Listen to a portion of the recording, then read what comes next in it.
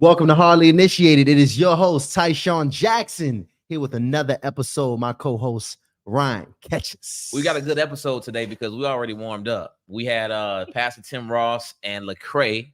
So we're going to be dropping that episode in a few weeks. Yes. And since we already warmed up, we got to introduce you to these beautiful ladies we got. Yes. Yeah, look who we got up in here. We got the beautiful ladies up in here joining us. We have recruited for you guys some real wives. Can y'all wave your rings right now? Wave the rings. They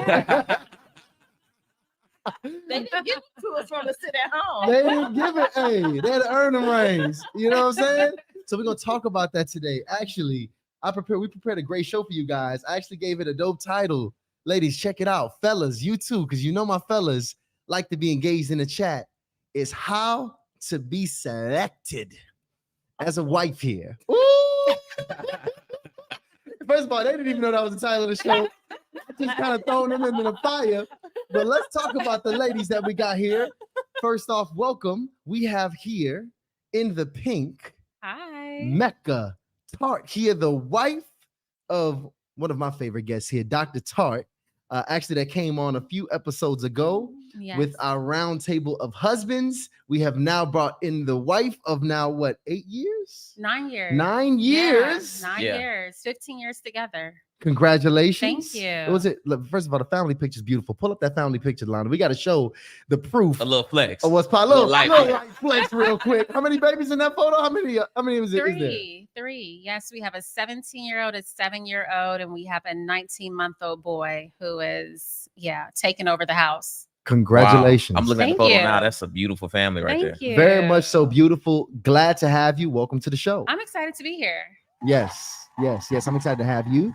And you have brought along with you here My girlfriend, this vibrant Carly. beauty. Oh, thank you. Here rocking with us. We are here rocking with first of all, some Harvey wrote that name that holds so much weight because we are here rocking with Carly Harvey. Welcome. Thank you. To the Yes. show. I'm Glad to putting have Raymond you. on there because my husband. Right. I can't. That's I can't disrespect, say- right? I like It's that. not. You say, okay. I gotta throw. Carly Harvey Raymond. Yes. Yes. Carly Harvey. Carly Raymond. Harvey. You know, Yeah. me and Ryan had a funny conversation about women who share. We was like, man, first of all, any woman trying to share my last name with a previous, that's disrespect. But let me tell you, But you did come back with an exception. if the last name is hard, I'm be like, baby, I understand. Facts. I understand. Facts. But that's Okay. good. I mean, that means that her father did an excellent job with building the family legacy and repping the family name. So that's good. I mean, you got a woman that comes from a good lineage. Yeah. So just for any suitors of my future daughter, just know that Jackson is gonna stick. All right, Jackson Dash, whoever you is, brother, because we building right now. Just to be clear, but I didn't hyphenate it though. I didn't hyphenate. Did you make it your middle name? It's my middle name. I did the now. same Yep, thing. I just made it my middle Yeah. name. I dropped my middle name and I made Harvey my Oh. middle name. I did the same Yeah. thing. I Yep. like So I that. did hyphenate it. So I'm not a hyphenated name. Mhm. But it was the only thing, me and my husband had to come to Jesus. So y'all had a whole conversation about this. yes. Oh yeah. Was he offended by the hyphenated last name? I never wanted a hyphenated name. I didn't. But I think when you get married over 30, it is when you give up your last name, you don't realize how difficult that might be. Because you've been this name for forever. And now Yeah. you're like, wait a minute, you want to call me who? What? I mean, I love you, man, but what? But so it was kind of me feeling like I was giving up a part of myself. And I know that happens in marriage, but just to hold on to that one little, you think it was just a Well, piece you're that- also a professional at that standpoint. So you've built up your professional brand. When you're getting married over 30, you've built up your Yeah. career. So it's easier also from a career standpoint. People know you by your maiden last name. So for me, it was like, okay, I'll just get rid of the middle names and use it for the after hours. And it'll just be Mecca Tart. You know, I like that. I like that. So, fellas, look, if she's trying to do that hyphen, just tell her throw that thing in the middle. Right. middle name that joint. All right, right there. I actually like that strategy on it. And we already got 169 folks up in here. Ryan, tell the Yes. people what we got coming, man. The chat is about to go crazy. So listen, I want to give some shout outs to some people who just joined the YouTube membership, which Yes. has officially put us over 250 members. So shout out to Joy Curtis, shout out to the Legacy Podcast, Olena Brown, Tiffany Jones, Serena Johnson, and Janice. A lot of ladies joined the membership. I'm loving that. Yeah. Fellas, y'all better get up in there, fellas. It's like a really good stomping ground up in that membership. We got some friendly competition going on because we had Tim Ross come to the show and he got the basement dwellers. He told us he had 2,000 members. Oh my I was hating on God. that. I'm like, we got to get 2,000. Right. So, guys, Right. we need 2,000 tonight.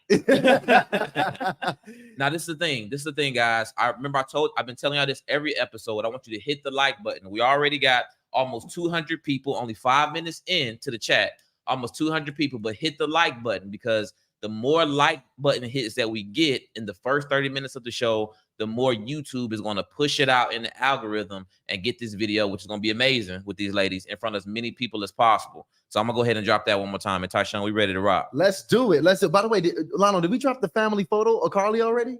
You better go ahead and drop that. Listen, we got family photos for y'all. What's the credibility? I'm loving the family photos.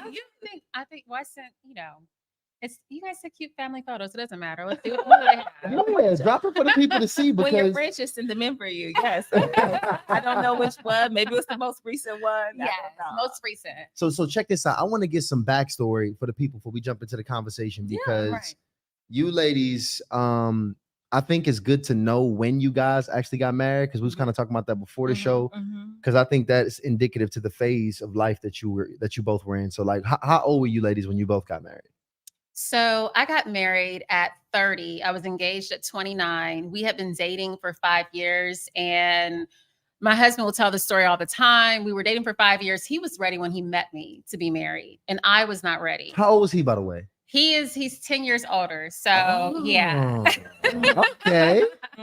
Yeah. So yeah. Yeah. So I was 29, he was 39. And so for me, it wasn't the right time. I knew he was my one, but it just wasn't the right time. And so I prayed to God about it. So mom was like, let this good man slip away. He has, all of these potential women out here. And I said, but he does not have me. So I knew what I brought to the table. And so it took 5 years of dating, 5 years of me just getting to the point that I was ready to be a wife, because there's a different responsibility that comes with that title. We're gonna get to that whole brought to the table stuff real quick. but first, I want to get to you, Miss Carly. How old were you when you got married? I was 33 when we got married. I was 33. We've been together 11 years, married. This is our 8th year of marriage. Okay. And so I met my husband right before I turned 30. Like we met right before I turned 30. So I spent my 30th birthday with him. Yes. Wow. First of all, that's some important real estate. With the man, the man that get the birthday, he's like the starter in the lineup right there. Yes. So it was a great time for me because in my 20s I wasn't ready. I wasn't ready for that level of partnership with anyone. I wasn't ready to share my life with anyone. But when I met my husband, he made it clear that he was worthy of me sharing my life with him. That's really what it was. Like we enjoyed each other and we complimented one another. I complimented his vision and he complimented mine. How old was your husband, by the way? He is about to be 44. So he's just another decade. Yeah. So yeah. No. Not when we met. No, I'm 41 now. So. Okay. You guys had a 3-year age difference. Yeah. Okay. So yeah, just 3. Yeah. Not even. It was like real. So let's go back to this. I want to talk about you saying you were not ready at that point. Okay. So let's kind of go into that conversation here, because I don't know if being ready is just saying that you're ready, or being ready is just thinking, okay, now I'm ready, or there's some other things that's involved with being ready for that level of partnership. Because is it a readiness or is it an age thing? Like which one is it more so? Oh, I don't think it's an age thing. I think age, everyone, and I don't think, because marriage is not a one size fits all.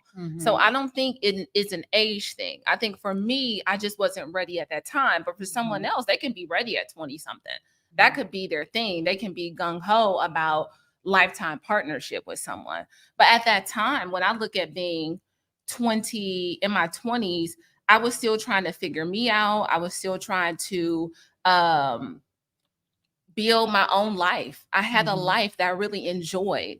I was very busy. I was on the go. I traveled a lot for work.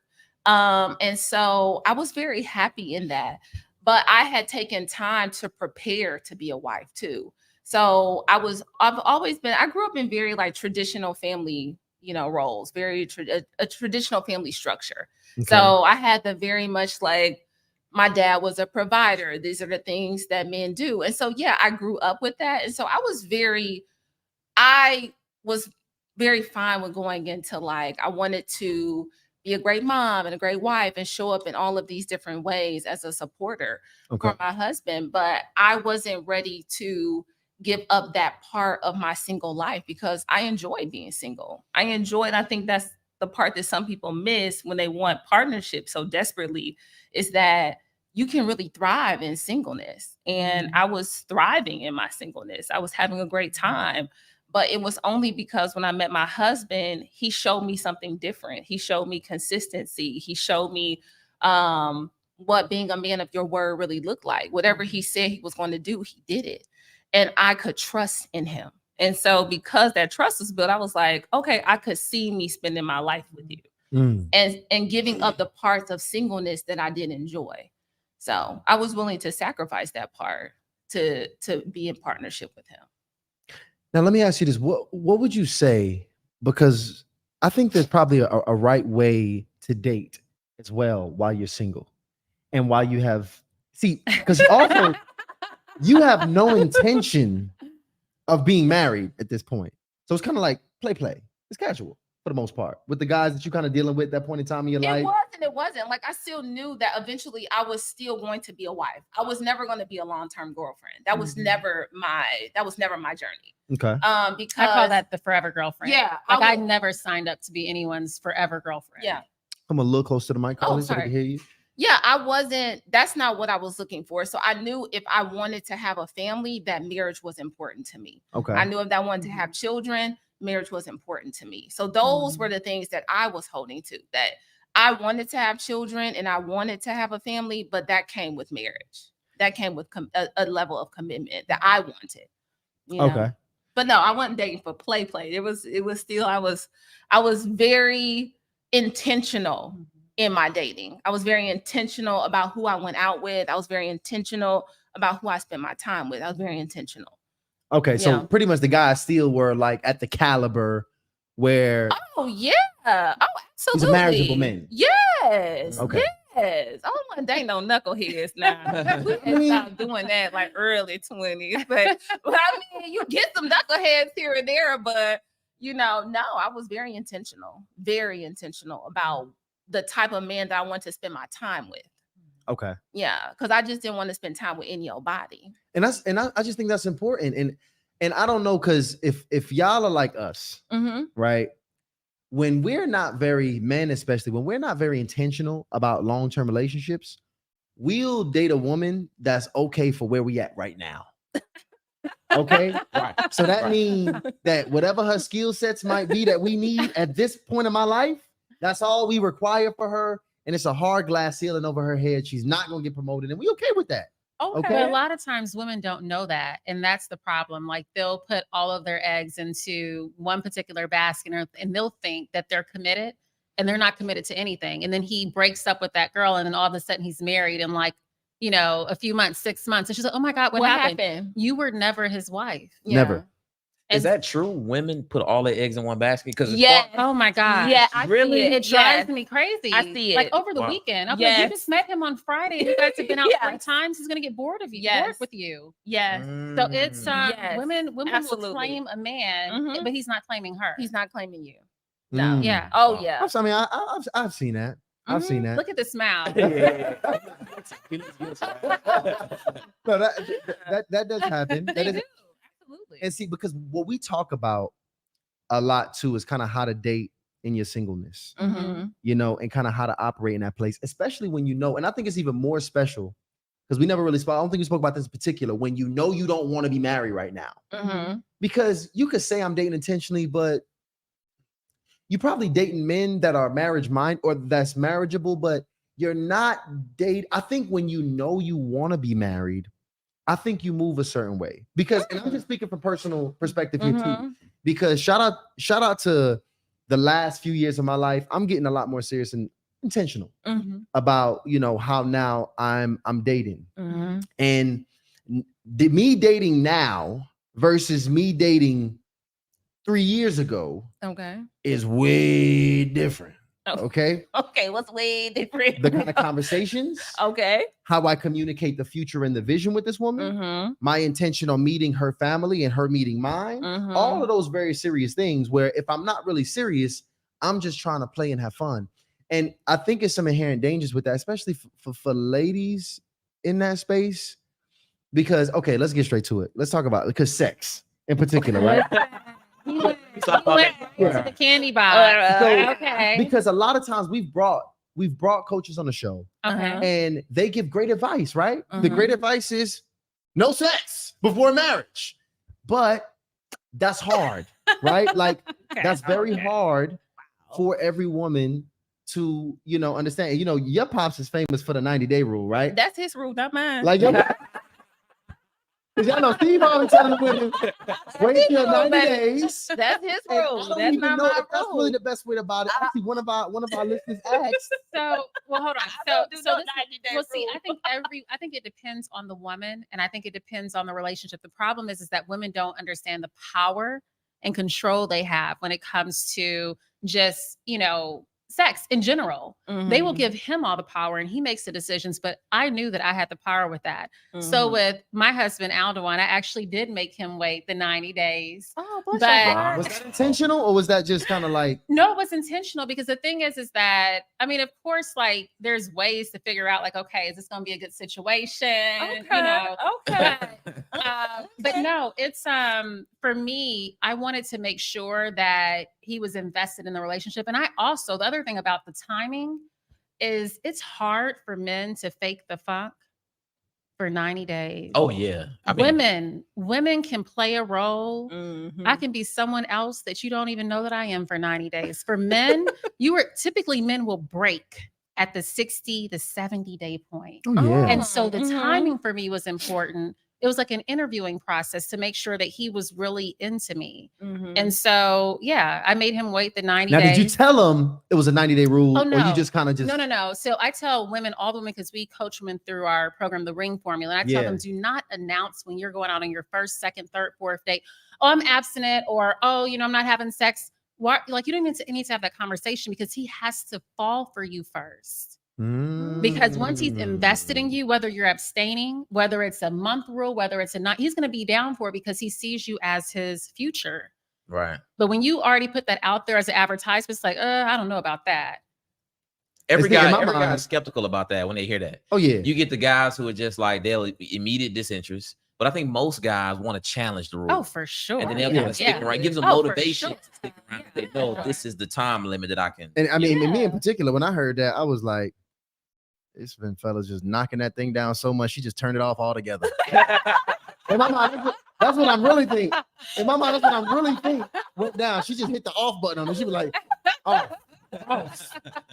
So I'm like, okay, whatever. We'll see. Okay, we'll see. And the funny thing was, in my experience, most of the women that were celibate or abstinent were not. Mhm. That's just the reality. And especially when fellas run into that, they kind of even lose. I don't want to say they lose more respect for it, because I respect the one who's really celibate and like really saying like, I'm turning this Yeah. part off. That's a lot Yeah. of discipline. Right. Yeah. But in most cases, it's like somebody who got that fake workout New Year's resolution. Well, I don't think it's because they're trying to do something deceptive. I think it's their awful way of communicating. Hey, I don't want you to be early to jump to the gun. Right. I do want you to take the time to get to know me. But Mhm. I think they quickly say I'm celibate because that's what they intend, but it just comes off the But wrong that's way. because probably they've been heartbroken. So they're Yes. trying to protect themselves by saying that. And so a lot of women say that, and then it's like third date, it's like, girl, he was so funny. Oh, what's Yeah. up? Yeah. It's So, but it's like you do, because I feel like also men look at that. Like, oh, she told me she was celibate or she's abstinent. Definitely. But then the third date I already got to she it. quit. Oh yeah. She Oh want that yeah. thing. We broke it. Yeah. I think that sex is a decision that I think it's a case by case basis. I think it's a decision that you make. I don't think that it is a one size fits all. I don't know, like, because 90 days Literally. worked for Mecca, 90 days Right. doesn't work for me. Because that's not what I'm interested in. I'm not interested in 90 days. And I think that that's fine. And I think that it has its place for where people are, where you are on your journey. But for me, no, I didn't implement that rule. That was not something that I needed to implement because I was already secure in the conversations that my husband and I had had. I was already secure in the understanding that we had come to. We had shared a lot of time talking on the phone. We were in a long distance relationship. He lived in a completely different state. And so we spent a lot of time having to work on our communication and talk and really get to know each other. And so I wasn't interested in a 90-day rule. That's just me, you know, but I believe that I've seen it work for people. And I've seen people be really successful at getting what they want by holding true to those values of like, I'm waiting 90 days. And I think that that's fine. But I don't go into this I never went into a relationship telling God I was celibate or abstinent or anything because that wasn't my journey. You know, I didn't want to withhold that part of my life. I did not. I was very comfortable with that. It's different for every woman. I do agree with y'all. And I've seriously dated women who I've had sex with pretty fast, but it was usually after, like you said, those conversations and coming to some level of understanding. But I think the amount of men that I know that will just hang out with a woman and spend time with a woman they don't actually have interest with, just to have sex with them, is high. Oh, absolutely. Extremely high. Absolutely. Yeah. And I want to ask this then, like, can you at least give the ladies some things, because y'all are, I mean, some examples of some ladies that got, you know, had sex before marriage and are still happily married. Yeah. So obviously you can have sex before marriage and it still work. Yeah. So because I've also seen people who gotten married and waited till they waited to their wedding night to have sex and the sex was trash. Right. So I've heard that. Yeah. And they were very disappointed. Right. And I say, well, you should have tried that out.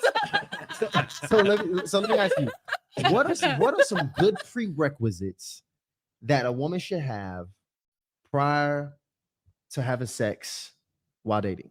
Oh Lord. Oh. Well, the first thing is, give me a couple bullet points. So no, for me, it's just okay. I think for one, like Carly talked about, my thing is because some women out here got this 90-minute rule out here. I'm just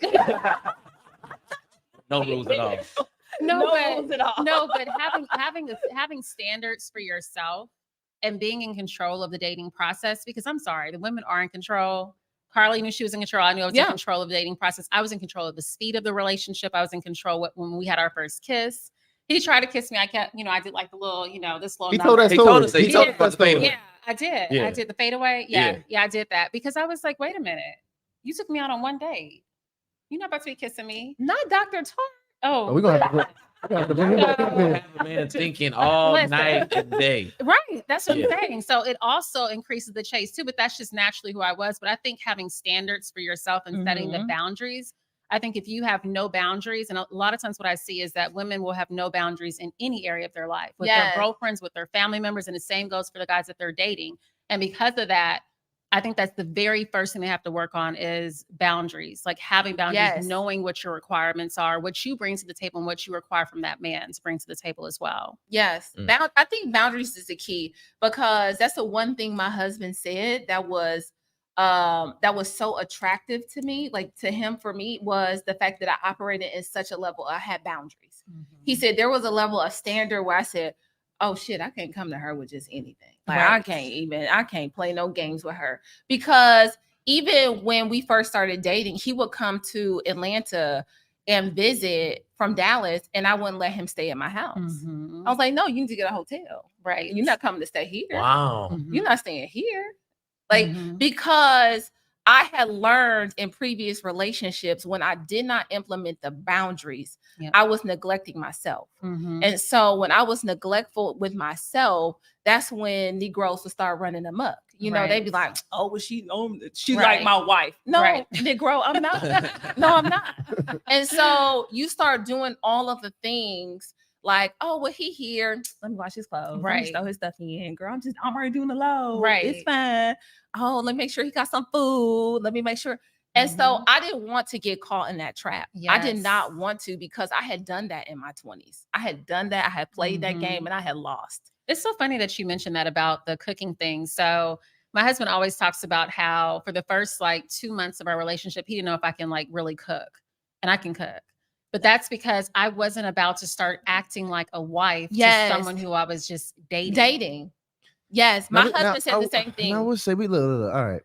I got a problem with that one. I think that I think there is a happy medium between Oh, absolutely. showcasing, that you can do these very sexy, Mhm. wifely, handle those wifely duties while still not taking on a full-time job in it. Or being taken advantage Or of. being taken advantage of. Yeah. Yes. Yeah. Right. Because I think some women have just taken a stance, maybe because they have had a bad experience. Mhm. Yeah, That they won't do not, I ain't anything. washing a dish, player. Oh, no. You know? But no, my no. thing is that I shouldn't be washing your dishes or folding your clothes if we're just dating. And so in the first 2 months, I will honestly say Aldewan was the one who told me, like, I only want to date you exclusively because I also believed in dating other people. I wasn't kissing anybody else. I wasn't having sex with anybody else, but I was dating other people. Mhm. For how long though? Because y'all dated for 5 years. We dated for 5 years. So no, when I talk the very beginning of our, like when he met me, he was dating other women. I Right. was dating other men. Right. And I wanted him to essentially show me that he was the person that I should be with. I knew it, but there was a part of him that wanted to basically clean the slate off of any guys that were dating me, courting me. I remember my father actually bought me some flowers. It's this beautiful bouquet, a huge bouquet that was sitting on the dining room table. I got a new job promotion. And He said, Aldewan walked in. He was like, who the hell got these flowers? he was like, those flowers are okay. And so then like a week later, he sent like this huge bouquet. I was away at training. And he's like, yeah, those are better than the ones the guys So sent you made him think another guy brought those flowers? I didn't say anything. He saw them and didn't say anything. And so I was at training. And he's like, I bet those are better. I was like, my father sent me those flowers. Wow. But it was just in his mind thinking about it. I also did things like I would always have Victoria's Secret, like the catalogs that used to be out.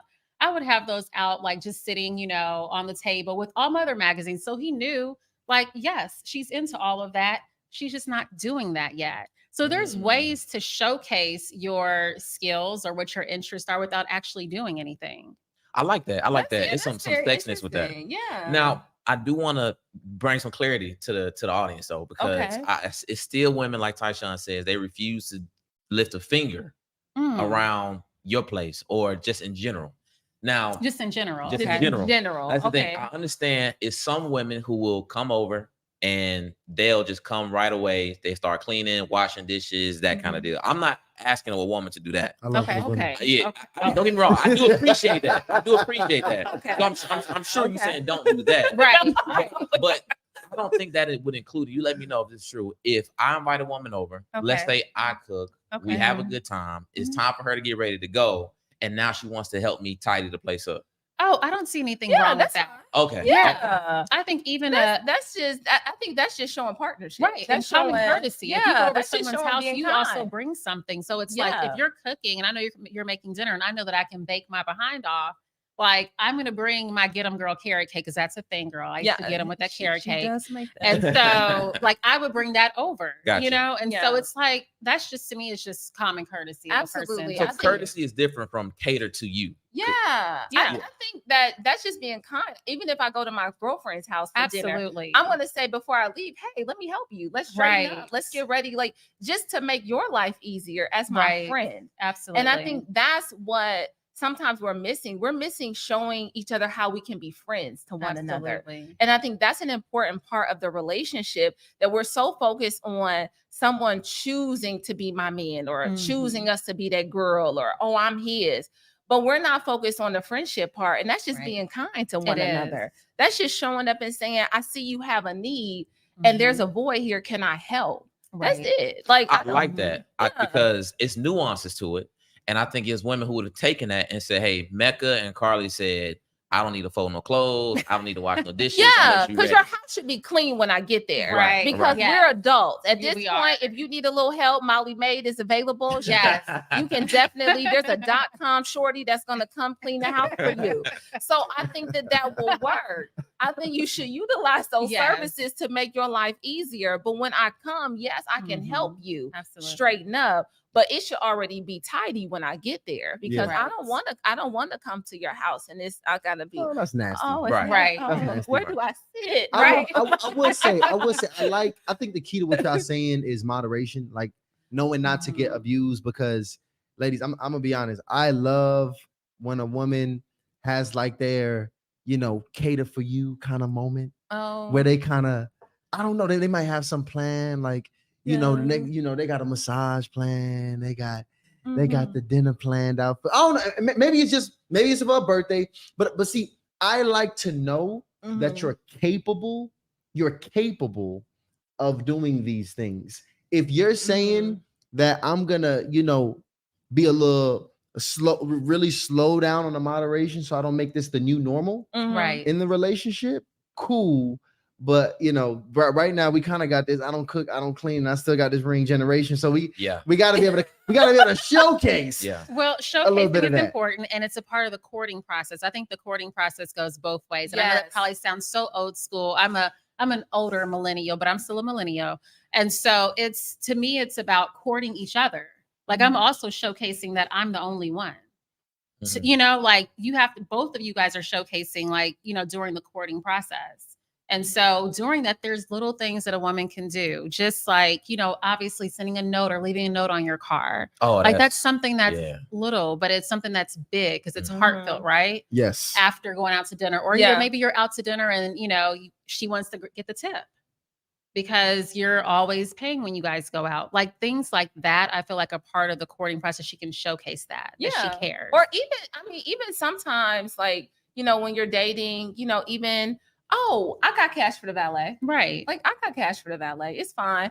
But also I think that sometimes we can focus too many on house dates and not getting out. And I think that's where we get tripped up and we start to lose ourselves, is that we have to start to get to know each other outside of the home, because that's gonna set you up to get to that bedroom. That's all right. Let And me it's tell you, gonna get set up Right, to be fellas. like a Netflix. Yeah. That is the transition point. Do You want to things- avoid that at all costs. Do things outside of the Yeah, home. avoid it at all costs. I told my husband, I Look, don't, this is I like- don't he's do like, home I- no, I dates. see, I don't yes. do home dates. Like, Absolutely. I like to go out. I like nice restaurants. I like to go to plays. I like shows. But you know who told me that is my father. My father told me that you don't go over to a man's house that you don't know very well in the Yes. very beginning of it, because that also puts you in a situation where you might be taken You can advantage be of. vulnerable. Right. I was Right. told that. Like even My when I father started told me dating, that. it was Yeah. my dad was like, "You don't go to a man's house." Right. Like that's It was his- very that's much his like den. that. That's the lion's den. Like, Yeah. he feels Oh, most yeah. comfortable in that space. He So knows you where don't every just go. nook and cranny is in Right. that house. Oh, yeah, You it don't, is. and you don't know who the Right. hell about to jump out of the closet on your ass. You Right. know? That's true. You He got a know? routine too. He So got the it food is. And routine I'm right gonna for be you. honest with you. Okay, so going back to when old dating me, right? Okay. Oh, dating you. Oh, Oh, dating you. What's up? Okay. Oh, man, I told you. Listen, he was talking to in the streets, okay? Really, ladies, they putting y'all on some major game. The right now. real game. Because like a man who's on the hunt, especially like the Yeah. guys who's in it for the kill, really and when I say the kill, I mean sex, right? Mhm. They want to have sex. Right. You gotta be The goal, right. right. You know, All boys you got have to to clarify. sex, You have to baby. clarify The that. goal is really to try to get to the house as soon as possible. Yeah. Right. However, naturally that might be. And it can be so creative. Yeah. Like it can be so creative. Like what I would do after my first date, when I always make a attempt to go back home. If it gets denied, I'm gonna do something very creative to get you in the house the next day. So we're gonna I'll make the house a venue. It's gonna either be a cooking date at the house. Really? Next. But you notice he said venue. So yeah, yes. And so, Yeah. exactly. So Especially if you got a nice so if spot. you- If you if got you a nice just- spot too, you can make it. you got a venue for nice sure. spot and you have an agenda and an activity at the home. Right. What is an agenda and activity? Please give Again, me. What I'll would cook be? for you at the house. I'll cook for you. Okay. Come over. And you cook well. You cook well. See, but here's the thing. Oh, It don't no. even matter. See, Okay. that was- It don't matter. Okay. But that could be something that's commonly used. Like but all I know is the closer you are to my bed, the higher Exactly. the Right. likelihood yeah. And that I that's mean, things going gonna down. go down. Yes, Absolutely. Avoid the at all house. costs. Avoid the house. I did not Yes. do house dates. I Mm-mm, don't me do either. I never did house dates. Even now, as a married woman, if someone calls and they're like, okay, I have a client or something, like, let's, we'll just have a meeting at my house. Absolutely I'm not. sorry, no. No. So Oh. how soon No. should you be looking to go to a man's house in the courting process? How soon should that be? So Week again, week two? no. So again, it goes back to how comfortable you feel with the person. The Yeah. standards you've been out on several dates to know who this person is, that you feel comfortable around them. Because again, there are certain guys that are going to just try to get you to the house. Yeah. It smells good, he looks good, and all of a sudden you just laughing and then everything falls off. Yeah. You have to avoid that. But it's interesting. That's what happens. Laughing. Everything falls off. He's Tyshawn laughing because he know this is against all the dating rules for men. Like, Yeah. it's you guys are really giving them the preventative measures. Well, to because not- this is the thing, and I notice this with a lot of younger people. You're not having conversations. And so you're doing Meaningful everything. conversations. Yeah, you're not Right. having meaningful conversations. So your communication is going down in the DM or it's going down via text. When we were dating in our 20s, you had to talk on the phone. You did. It was like, I have to hear some level of sincerity in your voice. I need to hear you. If I can't lay eyes on you, can I hear your voice? I can make up anything in this phone. Absolutely. You know what? I'm sitting here in my drawer saying yada, yada, yada. And now I'm back to watching TV. Right. And so we're not as intentional with our communication when we are just texting. And I think when I was dating, everyone wasn't on their phone like they are now. And so you have to have dialogue with people. You have to talk to them. And I know it's difficult because all I hear young people say is like, oh, girl, he just sent me a text.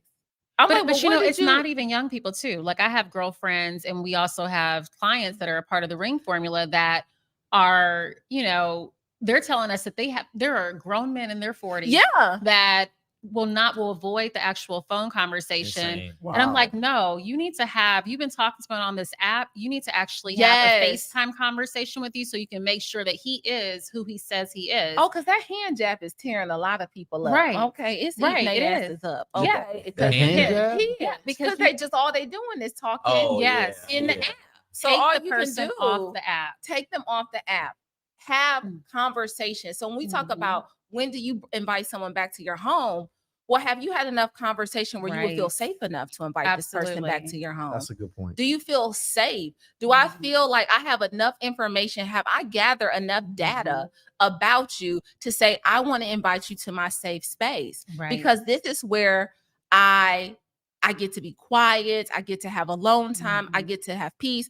And so now I'm inviting you into that space with me to share and to exchange energy. So therefore, hey, I need to know, can I trust you being here? Can I trust you with my things? These Negroes be liking to steal. They come to your house, and you haven't vetted them enough and you didn't know that you was with sticky fingers, Right. He at home, he over there, and now he in your medicine cabinet and they stole all your information because he's a scammer. This is Atlanta. So And let me it's ask you- there are You gotta get some some of these super chats scammers in there, out too. here. We got to get Yeah. these super chat. I'm gonna end on this one here too, because man, I'm giving y'all all the game today. The real. Look at us opening you up. You are. I would say this as a woman: if a man knows that 100% through text, he's able to secure your interests and schedule a date to see in real life, all without ever talking to you, easy. Yeah. Oh, yeah. In his Absolutely. mind, Yeah. you're an Absolutely. easier kill. Yeah. You're already a bit less valuable. Yes. Because a woman who's really serious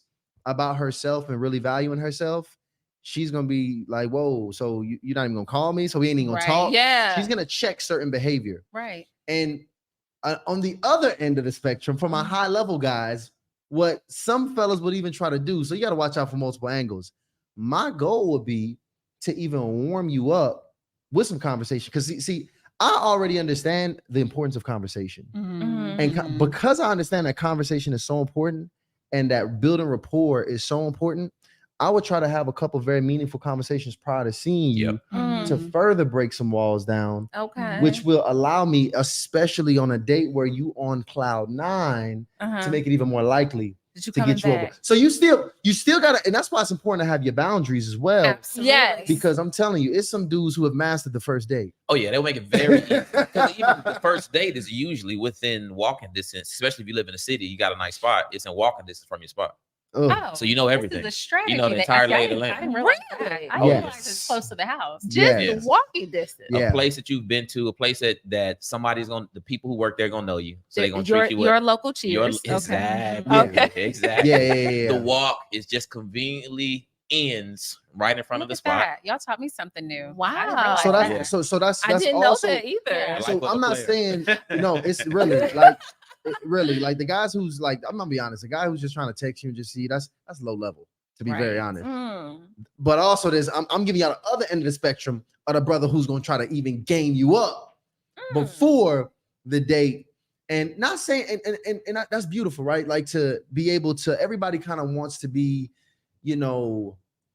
seduced Mhm. and be engaged Yes. in great Mhm. conversation, but don't let that conversation break your boundaries and Right. have you break rules. Because I've Absolutely. seen women who say they don't do things all the time do things when they feeling that vibe. Yeah. Right. And let's hit the super chat real quick before we get into So the next it's part. been hard for me to keep up with the conversation because the super chat is going crazy, and we appreciate y'all. So real quick, shout out to Benita Jackson.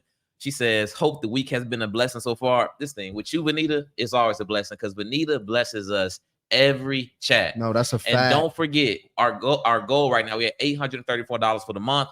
Our goal is $3,500. Once we get $3,500, you'll be able to hear wonderful guests like these beautiful young ladies, even loud and even more clear, because we're going to soundproof the entire studio, guys. Yep. Shout out to Mr. Mahogany and Jody Rose for sending over those $20 stickers. We love that. Shout out to my boy, Chris Monroe. He says, "Congratulations to my bros, 100K subs. The sky is not the limit." Chris Monroe spending that check. We appreciate you, Chris. That's We got shout out love. to Jessica too. She says, "I am such a fan. I am learning and growing with you guys."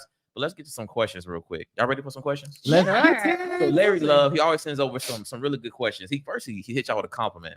He says, "These ladies seem to be very classy ladies. My question Slash is, wives. my question is, what do you think is the reason that most people don't find true love in marriage?" Oh. And it's like a little speed round, so you ain't gotta go too crazy. Yeah. But let's Sure. acknowledge that. So why they don't find true love in marriage? True love and marriage, or true love or marriage. What's the reason people I don't find think true marriage love? is for everyone. Mm. I don't think everyone is meant to be married. Mm. But I think if that is a desire of your heart and you want it, oh, you'll get it, because the universe never holds with anything from you. It never does. God never holds anything from you. Anything that is working towards your good, you're going to get it. Nothing that is for you will miss you. And so if you desire it, if you want it, it may not be, oh, I have a timeline of 30 or something like that. It could be, you could be 40 plus finding marriage. You can be 50 plus. I've seen it, And so I think it's taking those limits off of what you're looking for and what you're wanting. Take the limits off of it. Take the limits off and they'll find you if you want it. And my answer to that is very quick. It's and simple, and that's people say they want it. A lot of women I know said they want it, but they're not willing to put in any of the work to do anything different. So year after year after year, they're single because they've changed nothing to actually become a wife or to get married. Mm. I'll be honest, guys. Listen, we almost got 600. We got 570 people in the chat right now. So it must mean that women are really trying to find some love. So, guys, I'm not sure if you know, just tell all your homeboys, go ahead and jump in the chat. It's a bunch of single women This in is the chat. where right they now. are, guys. Right. They're here. All initiated. Another question. I'm gonna start with you on this one, Mecca. Shout out to Crystal Myers. I think this is a good one. She says, "What are your opinions on how often you should talk with each other? Is there a good cadence for seriously dating?" Yes, consistency is key in my book. So if we're talking, we have an established time when we talk every day at 6:30, or you call me at noon because of your work schedule.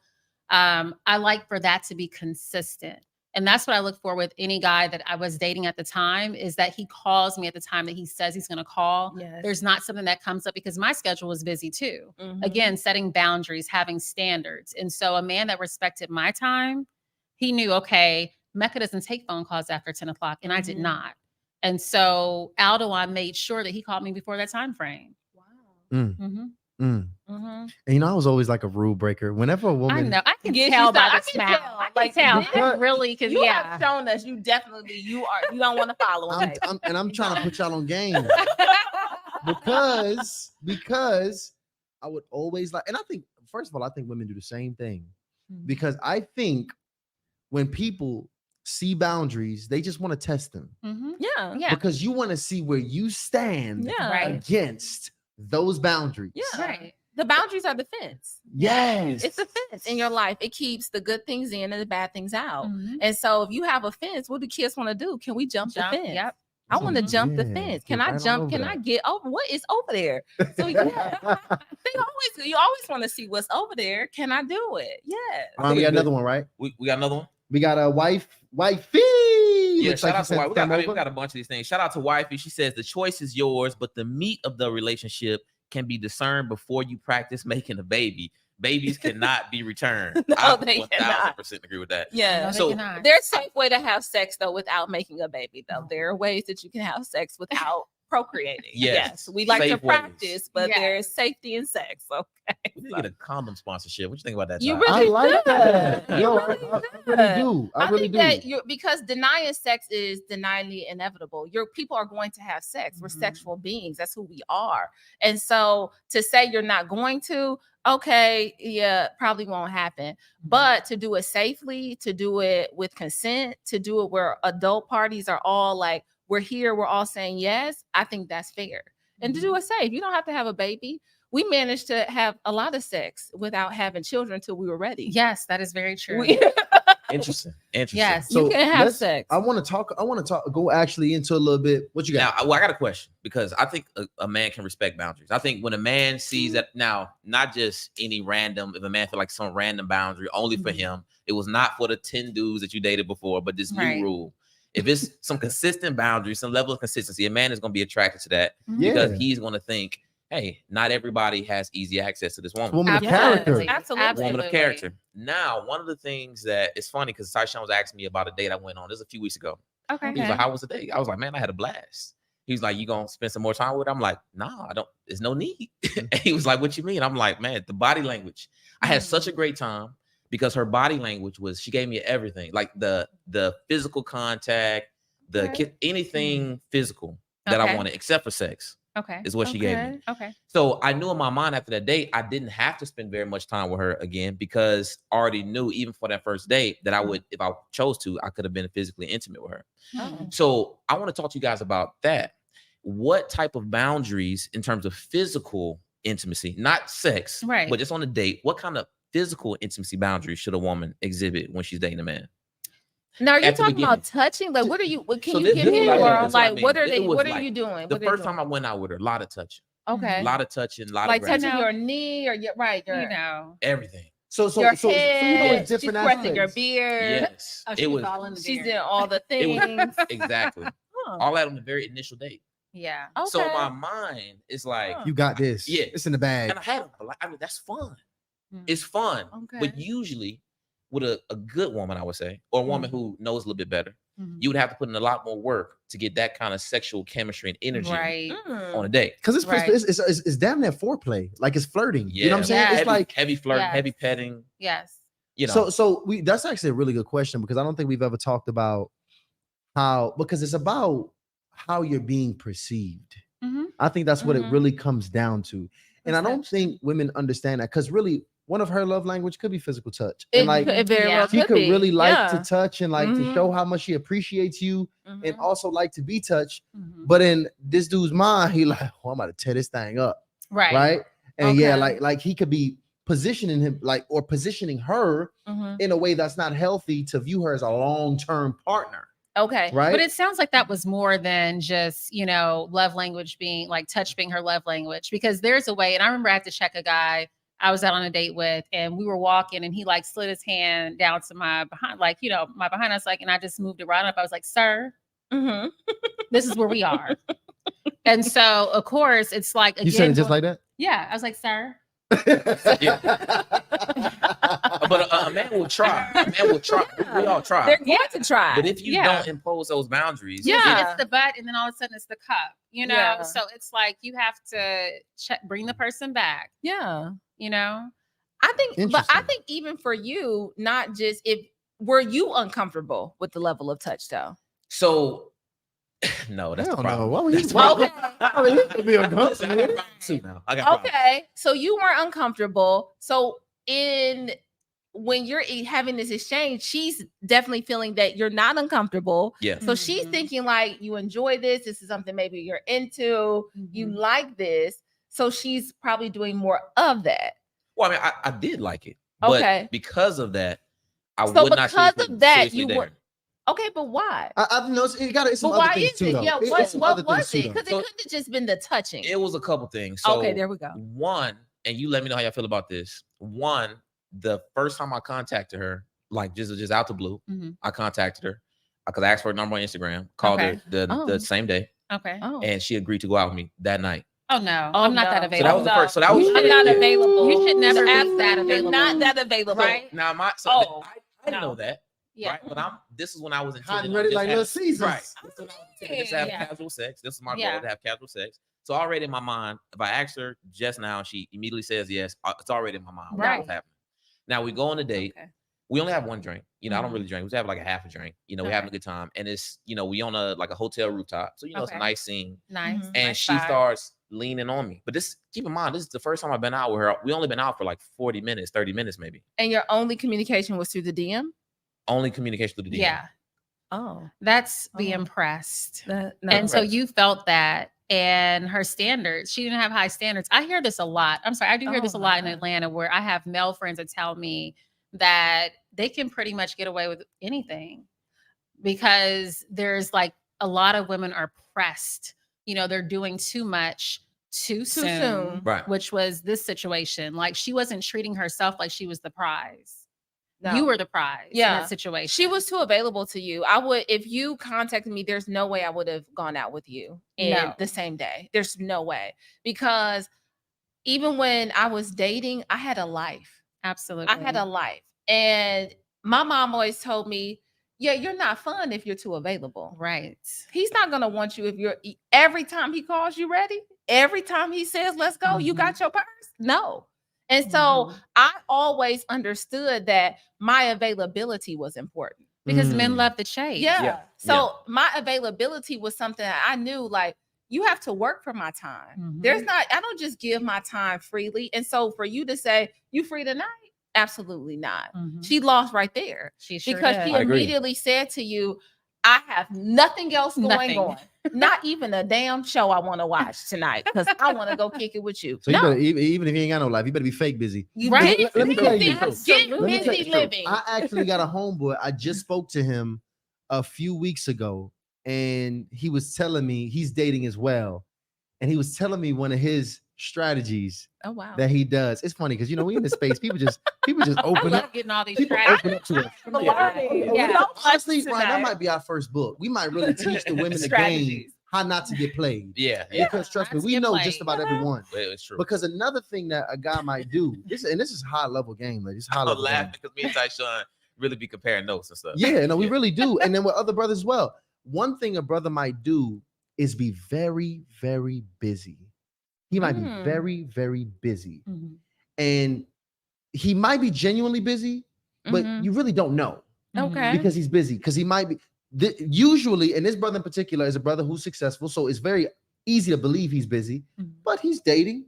He's dating women. He's busy. He's living in life and building things. But what he does is, when a woman that he's been talking to, I'm not available here, blah, blah, blah, yeah, let's try next week. But when he's ready to see this woman, he'll hit her up last minute, like maybe 9 p.m., Mhm. maybe 8 p.m. And he say, oh man, I got some time. So-and-so just happened. Man, I would love to see you tonight. Like really just charm her up on some last minute game. No. Listen. Open up his schedule and No. present it as in a way where, hey, look, I'm finally available. Things just opened up and I really want to just spend my little bit of free time with Mm. you. Tyshawn, that would have never No. worked with me. Absolutely not. Because let me tell you why. Not on this planet. Yeah, no, because the thing not on is this that, and I even planet. told Aldewan, because he's always been busy, right? He's Mhm. one of the top psychologists. He has clients back to back. I told him that if he wanted to date me, it needs to take place during the actual workday, or either right after for a date night, or on the weekends. But the thing is that, again, I'm not always available, and I am not your last thought. Yes. Ever. Because Absolutely. I'm always like the first thought. Like, if you want to go out, it needs to be that you contacted me. I don't like last minute. Yeah. Never did. Oh, you want to go out right now? I'm not available. No, I'm not available. I might be watching Netflix, but I'm not available. I'm not available. And so again, it's just making sure that the women who are watching and listening in, that they are not available just at the whim of someone, because they are the prize. You are the prize. All right. That is, you are the prize. All right. Let's break that down. So let's break down the you are the prize, because it's some parts of me that I'm like, I just don't like the way that sounds. And then there's other parts of me that I'm thinking, if I was raising a daughter, I can see me having these affirmations being healthy for her, right? Absolutely. Because the way I'm kind of gaming and prepping my daughter is probably a little different. But so let's try to find the mindset. I want to go into the mindset of the prize. The prize. What does that mean to you when you say I am the prize? Well, I know that me being in your life brings so much quality and value. Like, I'm an addition to your life. So to me, a woman that dates like a wife, she's an upgrade to that man's life. And so a lot of women, when you ask them, sometimes they don't even know what they bring to the table. Like, I'm like, what makes you amazing? They don't know. And so if you don't know what makes you amazing, like just in general, or amazing to a potential spouse, that's where you should start. Like, what are your top qualities or characteristics? It's going to be different for every woman, right? And every guy's going to be different that are attracted to those different things, but you have to know what makes you the prize. Like, you have to know those things. Like, I knew from dating Aldewan, like I knew that, I was a woman who brought, like, I'm a Christian woman. That was something that was very important to him. My husband is a minister. Someone who is loving, caring. I'm supportive. Listen, I'm going to be your biggest cheerleader when you walk out of this house. No one is complimenting my man more than I compliment him before he leaves every single day. And so I know, like, you have to know what it is that you actually bring to the table as a woman. And I think I think we hear I'm the prize so much, because I know that's something that my dad says. It's like, oh, you're the prize. And so did my father. It was the thing, like, you're the prize, and I think it becomes this thing because he knows the hunt and the chase. He knows as a man what he was looking for. Right. And also what he could get, what he was allowed to get away with too, So he knew all of those things. So I think he was trying to help his daughters avoid those pitfalls, right? But I think when I look at being the person from my husband, when Mecca says, like, she's supportive, like, I'm a dream believer, I'm a dream builder, and I'm a dream supporter. So I will support your dreams. I will help you build your dreams. I can incubate your dreams. Like, I am that person for you. I'm going to pray us through. I'm going to hold space for you to be vulnerable. Like, those are the things when we talk about, like, everyone wants this man who makes all this money. And my husband is extremely successful. Top 1% of all insurance agents in the world.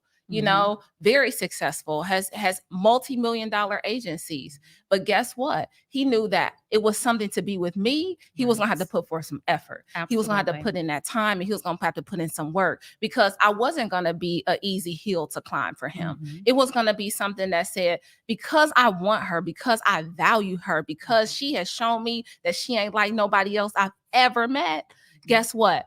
I need to come correct. It was those things for him. It was seeing that, damn, she telling me I can't stay at her house. Like, what you mean I can't stay Everybody at your else house? said Like, yes. What you mean? You say you cook. Oh, you ain't cook for me. It was the things, not that I couldn't, but I wanted him to show me something different before I show him everything. I didn't want to show him my hand. I didn't want to lay all my cards on the table and show him what I was working with, because I knew who I was. I knew what I was capable of. But also, I saw that he was someone that I was willing to follow. Right. He was someone who had the vision I could get behind. It wasn't that he just, oh girl, he got money. Oh girl, he tricking cash. He over 6 feet. Oh, he over, my making husband 6'5", was making all that. He did all of those things, and he fine. But guess what? He had to bring more to the table than fine. Absolutely. Just like y'all are looking for it more than fine from you all's women. You're looking Right. for, when people say, it was this old sermon that Juanita Bynum did, like No More Sheets back in the day. And people used to love it. I remember my mom having like house parties watching like No More Sheets, the videos. But it was, I always held to like Juanita Bynum, what she said was like, y'all so worried about what she looked like and why he with her and what he's seeing her. It's not what she looked like that he's seeing her. Right. It's what's in her. Right. It's what's on her. It's what's coming through her. It's what she's pouring into that man. When he comes down and gets beat down, how can she help to build him back up? How can she help carry his dreams? How can she help be the person that he's looking to and say, okay, baby, yeah, I got it. Because he's got to want to believe in you to get behind it. So it was those things like, yeah, so I know who I am, but I know that the value wasn't just in between my legs. Right. I knew that my value was in here, was what I could speak over him, not what I could just throw on him every night. And I'm gonna be honest, when you talking about when you spoke about, when you ask a woman like what her value is, like what does she bring to the table, that usually is a very confusing question for a woman. Very confusing question. That question right there will usually have her stuttering, and just have her all over the place. 750 people in the and chat, she really by the way. won't know. And y'all, listen, we are going crazy right now. There's 750 people up in this chat. I got a really good pivot in this conversation. But y'all better make sure y'all join this membership and join this family here. Yeah. Because we are growing this joint. And that members only chat might cut on very soon. I'm actually about ready to go to the crazy. chat on now. So y'all go ahead and join this membership. Join the family. And fellas, if you in here right now, you are in the right place. I'm gonna tell you that. Shout out to Speak Strong Fire with Victor McCoy.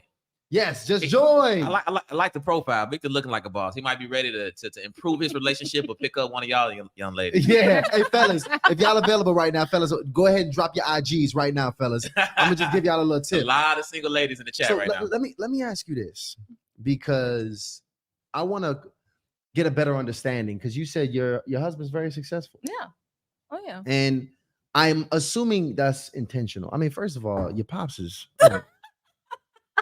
This one pops is Steve Harvey now. I mean, think about the shoes that a man is stepping into to feel. And men think about that. So first of all, you can't even bring no unsuccessful man home. No, ain't even an option to bring an unsuccessful man home. But this is what I want to know. How does a woman know that she is deserving of a brother? And just genuinely, let's just keep it real here. Genuinely has done the work and is packaged in a way where she can genuinely attract that caliber of a man. I think that some women are unaware of themselves. And I feel like the best way to figure that out is by asking your girlfriends that are not single, but your girlfriends that are married. Like, how do you see me? How do I show up to this world? What does my social media look like? Because some social media, and that's where everybody goes, right? Yeah. I remember telling one of our clients that we had, I said, I know you love your child, but you don't need to have a picture with you and the child like as your main photo on Facebook and Instagram. Like, I get that, but the guy that you're dating may feel like I'm automatically a father as soon as I date you, and that might be scary. Yeah. Yeah. And so you have to know like how you're showing up, and how you're actually putting yourself out there. And so the best way to do that is either have a brand coach like Nick Nelson, he's one of the best, but have a brand coach, or actually ask girlfriends who are married, how do I show up? Because a lot of times we are just unaware of how we show up in this world. We really are.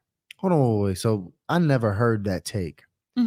So your brand and how you present yourself has a lot to do with the caliber of man, even digitally, to the caliber of man that you are going to attract. Absolutely. About the person that doesn't even have a picture, I'm like, this person doesn't exist. Yeah. If you don't even have a profile picture, I don't even know who you are. You might be a ghost. So if a woman is very serious about dating, she will also be looking to really upgrade her social profile. Oh, absolutely. Yeah. I mean, you know that, because I mean that's how we do our investigation. Well, see, but I mean, I never heard nobody really break it down. Like, and this is not like, you're not even talking about just dating apps. Yeah. You're talking about like your Instagram, LinkedIn. LinkedIn. How do you show up? Because Right. this is your calling card. It really is. So if you just on Instagram and all you have are booty pics, like all you do is show your ass, like all you do is show your bikini pics, all you do, Right. Like like a lot of women. Yeah. that's a lot. Yeah. And not saying that that doesn't have a space for you. Like I believe that you can wear what you want, Right. but understand that that does come with a different level of man. Mhm. That comes with a man who says, I'm looking for this. He may not be looking for his wife to be online in a swimsuit shaking, twerking. Like he may not. I know that's not something that my husband would be interested in. Nor my husband. He would not be interested in a woman who, that was his one thing. He was like, man, you don't be out here doing that. You don't be like that. Right. That was the thing. And Instagram wasn't even popping like that when we No, it first wasn't. were dating. But it was like, that's not who he is. He doesn't want, because there's a protection that comes when you see a woman who's in your life, who you love and care about. You want to protect that thing. So I have a question to throw back to them then in that regard. So, there was a whole viral moment with Kiki and Usher. Yeah. My favorite. Yeah. I'm an Usher fan. And so I want to get you all's take on if that was your wife or girlfriend in the concert in that moment, and Usher came up, serenaded her. She turned around to showcase, but booty was out. It was out. Would you be okay with that? Come on now. No, No. I wouldn't be okay. Now the thing is, I do Yeah. understand that my woman's an entertainer, Okay. and he tried to serenade her, and it was some level of, genuine, or not genuine, but just innocent fun. Yeah. Right. Uh-huh. But showcasing the body, what she was wearing, I thought it was completely inappropriate. Well, I think the body was already showcased. Like I think Right, it was yeah. already It there. was. Like Which it adds was to it. already, she had already worn it. So I didn't think it was like, you walked out into Right. the Walked out like that. it. Like, it was, No, it was she had there. walked through the hotel in that And outfit. that's Yeah. fine. I think that it was the way in which, as a couple, you handle things. Right. And I Mhm. think that there are certain things that, as a couple, that if my husband were to go online and then try to address a situation that we Right. have together, Oh, that's awful. oh, that's offensive to me. Right. Mm. Very, You know, very much so. that's offensive, because the protection that comes with our relationship is to say, hey, I need to talk to you. I need to talk to you. Yeah, I don't want to involve the world in our so I don't think there was I a get problem that. with him. Yeah. I feel like So- I think it was good that he had standards. I love Yeah. the fact that he had standards. I felt like it was the young immaturity within their relationship that he addressed it. Yeah, it was the via it was the tweet yeah. or whatever he did. He sent it think out you through can- social media. yeah. But you dress, all provocative as it is, and then a man clearly knows when a woman is having chemistry with Mm. his woman. Oh yeah. Like a man can look and see when it's some chemistry. Like I instantly, and y'all do it too. Like you could Oh, probably yeah. look at people and be like, "Oh, they done smashed." Yep. There's Like something going on. or something- or she's There's interested. something going on. Yeah. Right.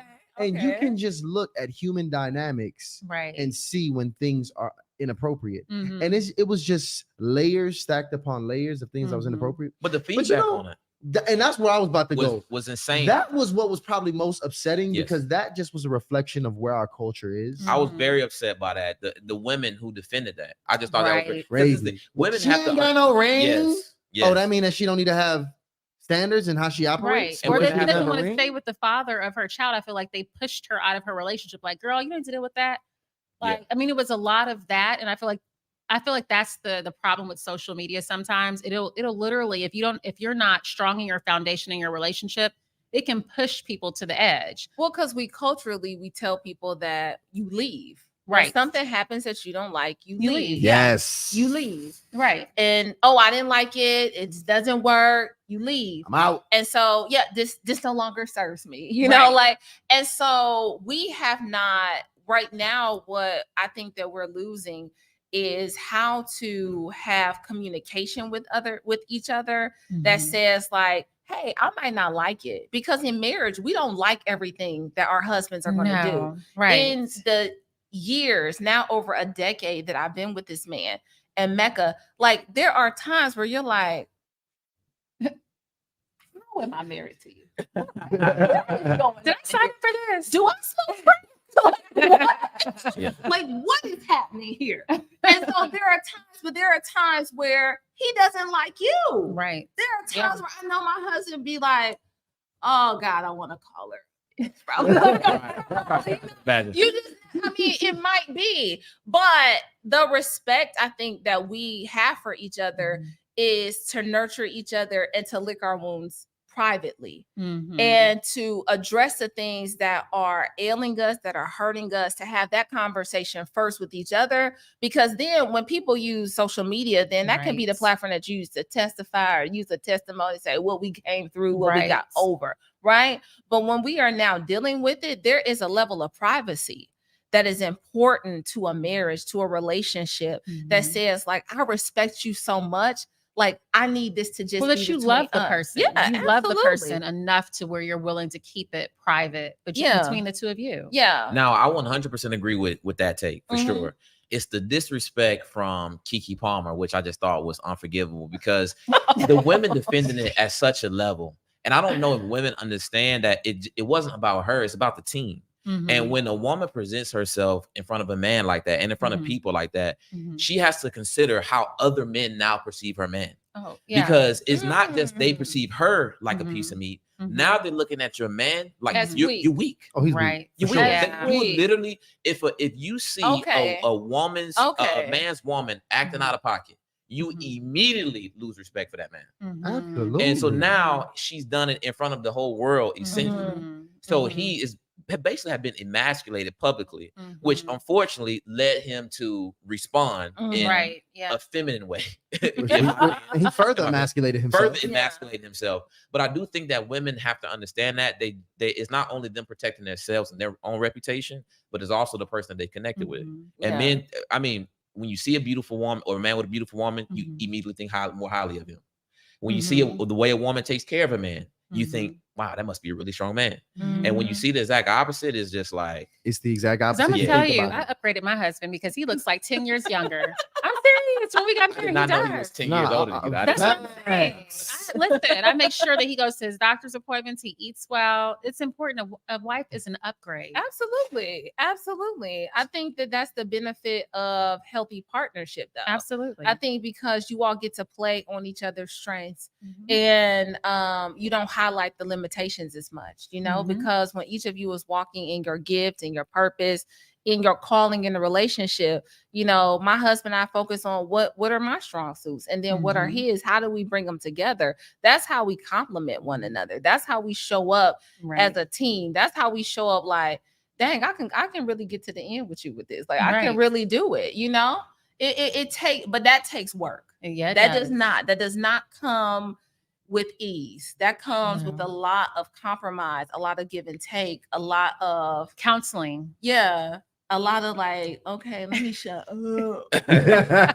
So I want to talk about that brand a little bit more because we got a really good question. So real quick, shout out to R3C3. He says, appreciate the content and much blessings, continued success. Shout out to, let's keep it moving. I want to go to Yali's question. Yali says, shout out to Yali. She says, my Instagram is mostly to showcase my brand. She's a fashion designer. I showcase myself once in a while I'm wearing one of my pieces. Would you recommend me having a separate personal IG account? Yes. So I'm gonna be honest with you, Yali. I checked out your Instagram profile. Really? I checked it out because Yali's profile pic, she looks cute. So I wanted to see how she looked. So I went to the profile and all I see is the design work, a bunch of beautiful outfits. And I'm just like, I immediately was like, man, I can't see how this chick looks. I can't see anything about her. I can't tell what kind of stuff she likes to do. So immediately in my mind, I considered it a spam profile now. It's just like she got something hot. Right. That's what I thought. That's just naturally. Oh wow. What Okay. Yeah. Right. Yeah. Something to hide. I mean, at least 9 to 12 photos on the Instagram. If I struggle to see your face, if I struggle to find a picture with you looking like damn it directly at the camera, or even if I struggle to find like a non-filtered photo, right? That's another one. Right. Like if you got them overly filtered photos, every photo is filtered, and every photo, all of those things for me, are red flags. When I'm looking at this woman, I'm like, bro, and literally, Ron would show me his phone and be like, bro, what you think I can't tell how she looks. And like you literally, we have these moments where we like really sliding through and we like, you know what? Actually, I don't know. That one threw me off right here. And it's like Yep. it's like a big pot of confusion. Yeah. Right. So I never really thought about the importance, or I never took that branding coach. Mhm. It's because a man who is like at the highest levels, he's not dealing with that confusion, and he's gonna make sure a woman now in real life and digitally is gonna represent and be a reflection of him at all Absolutely. levels. So can I throw some cayenne pepper on this conversation real quick? Let's do it. Can I do that? Go ahead. How does a woman know if her standards are just too high? Oh, too high. Yeah, like when is it at a point? Y'all know, at the end of the day, Kevin Samuels built the whole platform Oh, of trying to expose delusion Right. in the standards of women. So the Uh-huh. reality A is lot of people most of us as did not- people are average. Most people are average. And that's pretty much what his whole platform was built on. Whether or not y'all like Kevin Samuels, because Kevin Samuels, his name alone is just triggering. It is. Yeah, triggering. it is. Yeah, It it's is triggering. for a lot of To, women. Especially to married women. Because Yeah. we're like, you were listening to what? Yes. And who? And he's not married? And why? And I get it, but that's why I want to hear your perspective on it, because I think there still is a level of a woman could just have standards that are just not realistic to where she is in life. Okay. So- Break that down for me. So I talk about the sixes, right? So there's a lot of women that will say like he has to make six figures, he has to have a six pack, he has to have a credit score over 600. You know, they have like this laundry list, right? And I'm like, well, girl, you haven't been to the gym in a year. Uh-huh. Like, why are you requesting a six Yes. pack and a man that works out? Because he's going to be looking for a woman that is like him, that's going to the Yes. gym. He's trying to change me. Right. You know, Mhm. and so and so you're saying, okay, you want a man that has, you know, that's making six figures, but you don't really want to do anything. So I will tell you, the men that I've talked to that are affluent, that, you know, some of the doctors in the city, surgeons, entrepreneurs, you know, lawyers, they're like, you know what? I don't want to ever be in a situation where, for instance, surgeon gets in a car accident. He can no longer operate. Something's wrong with his hands. And I have a woman that literally leaves me. That's one of the biggest concerns for a lot of affluent men that I meet. So the thing is that you have to make sure when you're talking about being ready, that you are the best version of yourself. Yes. And that your list, your expectation list are expectations that you can meet yourself. That's what I believe. I believe if you like, even we talk about the physical look of a man. Okay. You want him to be ripped up. You want to have a nice body. But again, you haven't been to the gym. There is a level when you talk about men who have more money than the average man. Right. You know, I don't know what that looks like for a lot of people, but you know, hey, they have more than the average. People who have money take care of themselves. Facts. They take care of themselves because the money that they've acquired, they actually want to see it. They want to spend it. They want to use all the things. They want to purchase all the things. So people who have money take care of themselves. They work out. They eat right. They are doing the things to say, how can I live a long life? That I can't say the day nor the hour when I'm going to check out, but how can I make this thing try and go as smoothly as possible? And so when we're talking about women who are taking care of themselves, we work out. We take care of ourselves. We're in the gym. We're doing, my husband and I, we go to the gym together. We're walking the parks together. We're doing all the things because now we have a child who's 7. We want to be here a long time. Yeah. We want to see him thrive. And so when we're talking about that part, but then being able to take care of yourself. Right. I think when women are looking for these very like these, as Kevin Samuel, she's the high value man. The high value man. I know it's very triggering for people. But when women are saying they're looking for this, and I don't think men who have all this going on are looking. My husband never asked me one time how much money I made. Yeah. My husband never asked me how much money you make or how. That was never a thing for him. He knew that whatever I was coming to do, I could do it. Like that was his thing. He's very traditional in that way, but our value systems align. But guess what? I didn't look for him to come and take care of me. When we were dating, I could take care of myself. Absolutely. I was very comfortable in paying all of my bills, taking care, doing trips for myself. Right. I could go get I was a hairstylist for years. I did my own hair. I always had my nails done. I was not looking for nail money. I was not looking for hair money. Those are things that as just a woman, you have to take care of yourself. So what conversations do you have with your girlfriends? I think that they're, to your point, Ty, I think there's women out there that have unrealistic expectations and no one is saying anything, right? And so they're going on year after year after year, not dating anyone because they're like, okay, he has to have these requirements. But their life is not taking them in those pools of men. They're not. Yeah. Their life, like, because you are not there, you're not in those circles. How are you meeting those men? Right. Like, because your world isn't taking you there. And so I think we have to be realistic. I think, but we cut down and devalue men who are hardworking men. And that's a problem. We take away from the men who are the bus drivers who show up. I own insurance agencies. My husband and I own insurance agencies. There is a man who passed away who left his wife $1 million. That man made $50,000 a year, but he paid that policy every month. And when he died, my husband said, I get to give his wife a check for $1 million. Wow. It wasn't that he made six figures. It wasn't that he was a millionaire, but in his death, he was still able to provide for his family. Yes. And I think we escape the fact, as sometimes as women, that there are so many good men. Like, yeah, I have a very successful dad, but guess what? I got uncles in my life who went to work every day, who didn't make it on TV, but who show up as great dads, who show up as good fathers, who show up as good husbands every day. They don't make $1 million, but guess what? When their daughter call them, they right there. They can move them into college. They can give them a little bit. Hey, baby, you ain't getting a Benz, but I get you a Kia. What's wrong with that? Let me ask you this right here. If you would have met your husband, because you met your husband was already lit. Yeah, Like, he was. He was like well through the finish line. If you would have met him a bit early in that building phase, when the money wasn't there yet, and he was still kind of figuring it all out and on pace, do you think you would have still had the same respect and had the same trajectory for your relationship? Yes, but I would have been a different person then. And I think when I met him, we were both on a different path. We were both there. We both could see something different. No. Okay, let me make it hypothetical. Like hypothetical. 20-something. No. 30. You're saying if he give was him his that same age. age, your age. He had the same level of ambition. He just take him about 4-5 years back in his career when it's not there yet. He just got a vision for where it is, and the fruits have not yet been produced.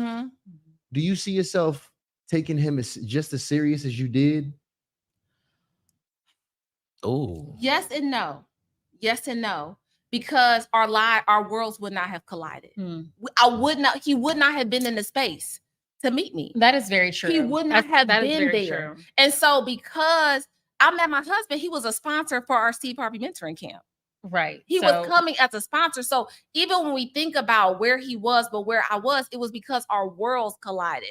And so when I say, yeah, I could have met him, but our worlds would not have collided. And we've had this conversation, even if we met younger, we wouldn't have been good for each other.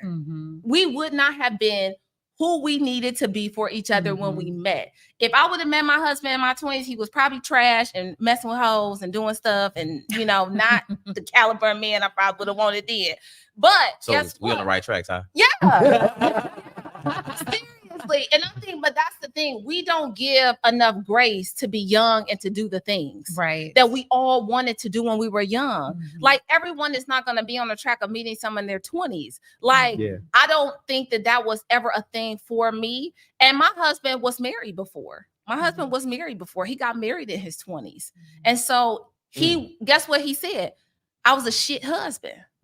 I could not show up. I needed all of the lessons that taught me to then show up better for you. I was terrible. He said, and so I know if he would have showed up at a different time in a different space and we were both very different, no, our worlds would not have collided the way that they did. But because where we were, it just matched. And I think that's what you got to tell people is if where you were, it just works. It just works when it's in time. Like, it has to be in the right time. Y'all, first of all, let's be clear. We just broke 800 people in this room, 800. which is the highest we've ever had in live. Yeah. So y'all really going in. It's on the line. Here's what I Bring mean. it up some wine. I Oh, want my to see, God. guys, we need to hit 500 likes in this room. We only got 284 right now. I want to see 500 likes. Everybody, if you're on your cell phone, get out the chat, hit the thumbs up button. If you're on a desktop, you watching it on your TV. A lot of people watching on their TVs. Just make sure you like this joint because I want to hit 500. Can we take a call in? Because these ladies going in. You cool to call in? Oh my goodness. Oh, y'all ready for that? Y'all ready for I that? want to take a call in, and real quick, I And- want to give a shout out to Myrna. She says, I am a traditional woman, and during these times, it isn't accepted well. I am so elated that these ladies are teaching traditional values, and it's not only okay, but the standard. Thank you, sisters, and congrats, fellas. wow. That's Thank dope. you. And just so Live. you know, by the way, for the call-ins, y'all, because the call-ins be getting kind of crazy. This is what I need y'all to do. Right. I need you to Right. state your name, where you're from, and your question. I don't want to hear all you done been through, your childhood, your take on things. It's a fake question disguised as a question, but it's really a statement and a paragraph. None of that. So if you call up here, as a matter of fact, the only ladies that I want to call up here is the ladies that has a genuine question about a man they are currently dating. That's it. Oh. I just want you to have Oh, a genuine question about a wow. man that you're currently dating. If you ain't dating, you ain't got no man, do not Okay. call that number. Okay, Delano, let us know when we got somebody. Put the number on the screen for And him I'm going to open up the and chat. let us know. I know the chat about to get lit. So I'm going to open up the chat right now. And We're let us ready. know when we got somebody that's calling on there, and we'll kind of take that. So y'all are really breaking down some really great things right now because y'all have kind of broken down when the ladies now should have a better perspective to know when and how to attract this high caliber. I'm gonna say caliber. Caliber. I was gonna subscribe to my page. Oh, Let's listen to who's on here. Go ahead. Make sure the headphones. Up. Hold on. We can't hear you. Turn our headphones up. you got the headphones up? Yeah. You hear it? Ladies, y'all hear it? Yep. Let's get that call on though. Yo, what's up? Hello? Y'all there? I'm here. Turn her up. Turn her Okay, up a turn her little up a bit. little bit. Put her all the way up on the mic. How you doing? What's your name? Give me your name, where you from, and let's hear your question. My name is Jasmine. I'm from Charlotte, North Carolina. And my question is, I'm currently dating a man who we've been friends for 20 years. Hmm. And we're trying to build from friendship to being romantic. And it's been difficult. I'm a woman of God. He has a lot of hurt dealing with God. And so I don't know how to navigate that part of our relationship where I'm trying to be patient and he just is kind of reluctant to anything that I say when it comes to God. So as a woman of God, am I unequally yoked with him, or I'm just kind of confused of what to do? So a lot of people deal with church hurt, and there's something that has happened a lot of times in someone's past that makes them not want to even have a conversation about God. Sometimes it's, the household they grew up in. And so what I would say is a lot of times my thing is baby steps. So maybe it's you all actually going to a Bible study together if he's open to that. The other thing that I will say is a man that wants to be with you, he will make the effort. He will make the effort. And so if you say, hey, let's just go to this Bible study, let's just read together at home. Mhm. Let's start with something very small. Let's just read a scripture. Let's do a Bible study together at home. That might help just open that relationship up. And if it's something that's deeper, which is what it sounds like, I would always recommend counseling. Me personally, I think when you dealing with a man, because this thing, a woman is dynamic. And I just can't imagine having a woman for the rest of my life and I don't have God on my back. Because a man is going to need something to lean on as his family is leaning on him. So me personally, I just question any man who thinks that they can actually take on how dynamic a woman is without that kind of spiritual assistance. So I guess maybe that's another conversation. So I'm already. And I'm sorry, what's your name again, sweetheart? Jasmine. Jasmine, we're gonna take the rest of the question actually off air, but I appreciate you calling up here so much, okay? Absolutely. Thank y'all. I love what y'all doing. Have a good night. Love Yes, you, we love you Jasmine. Thank too. you.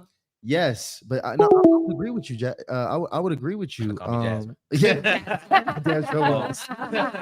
But because it is hard to take that.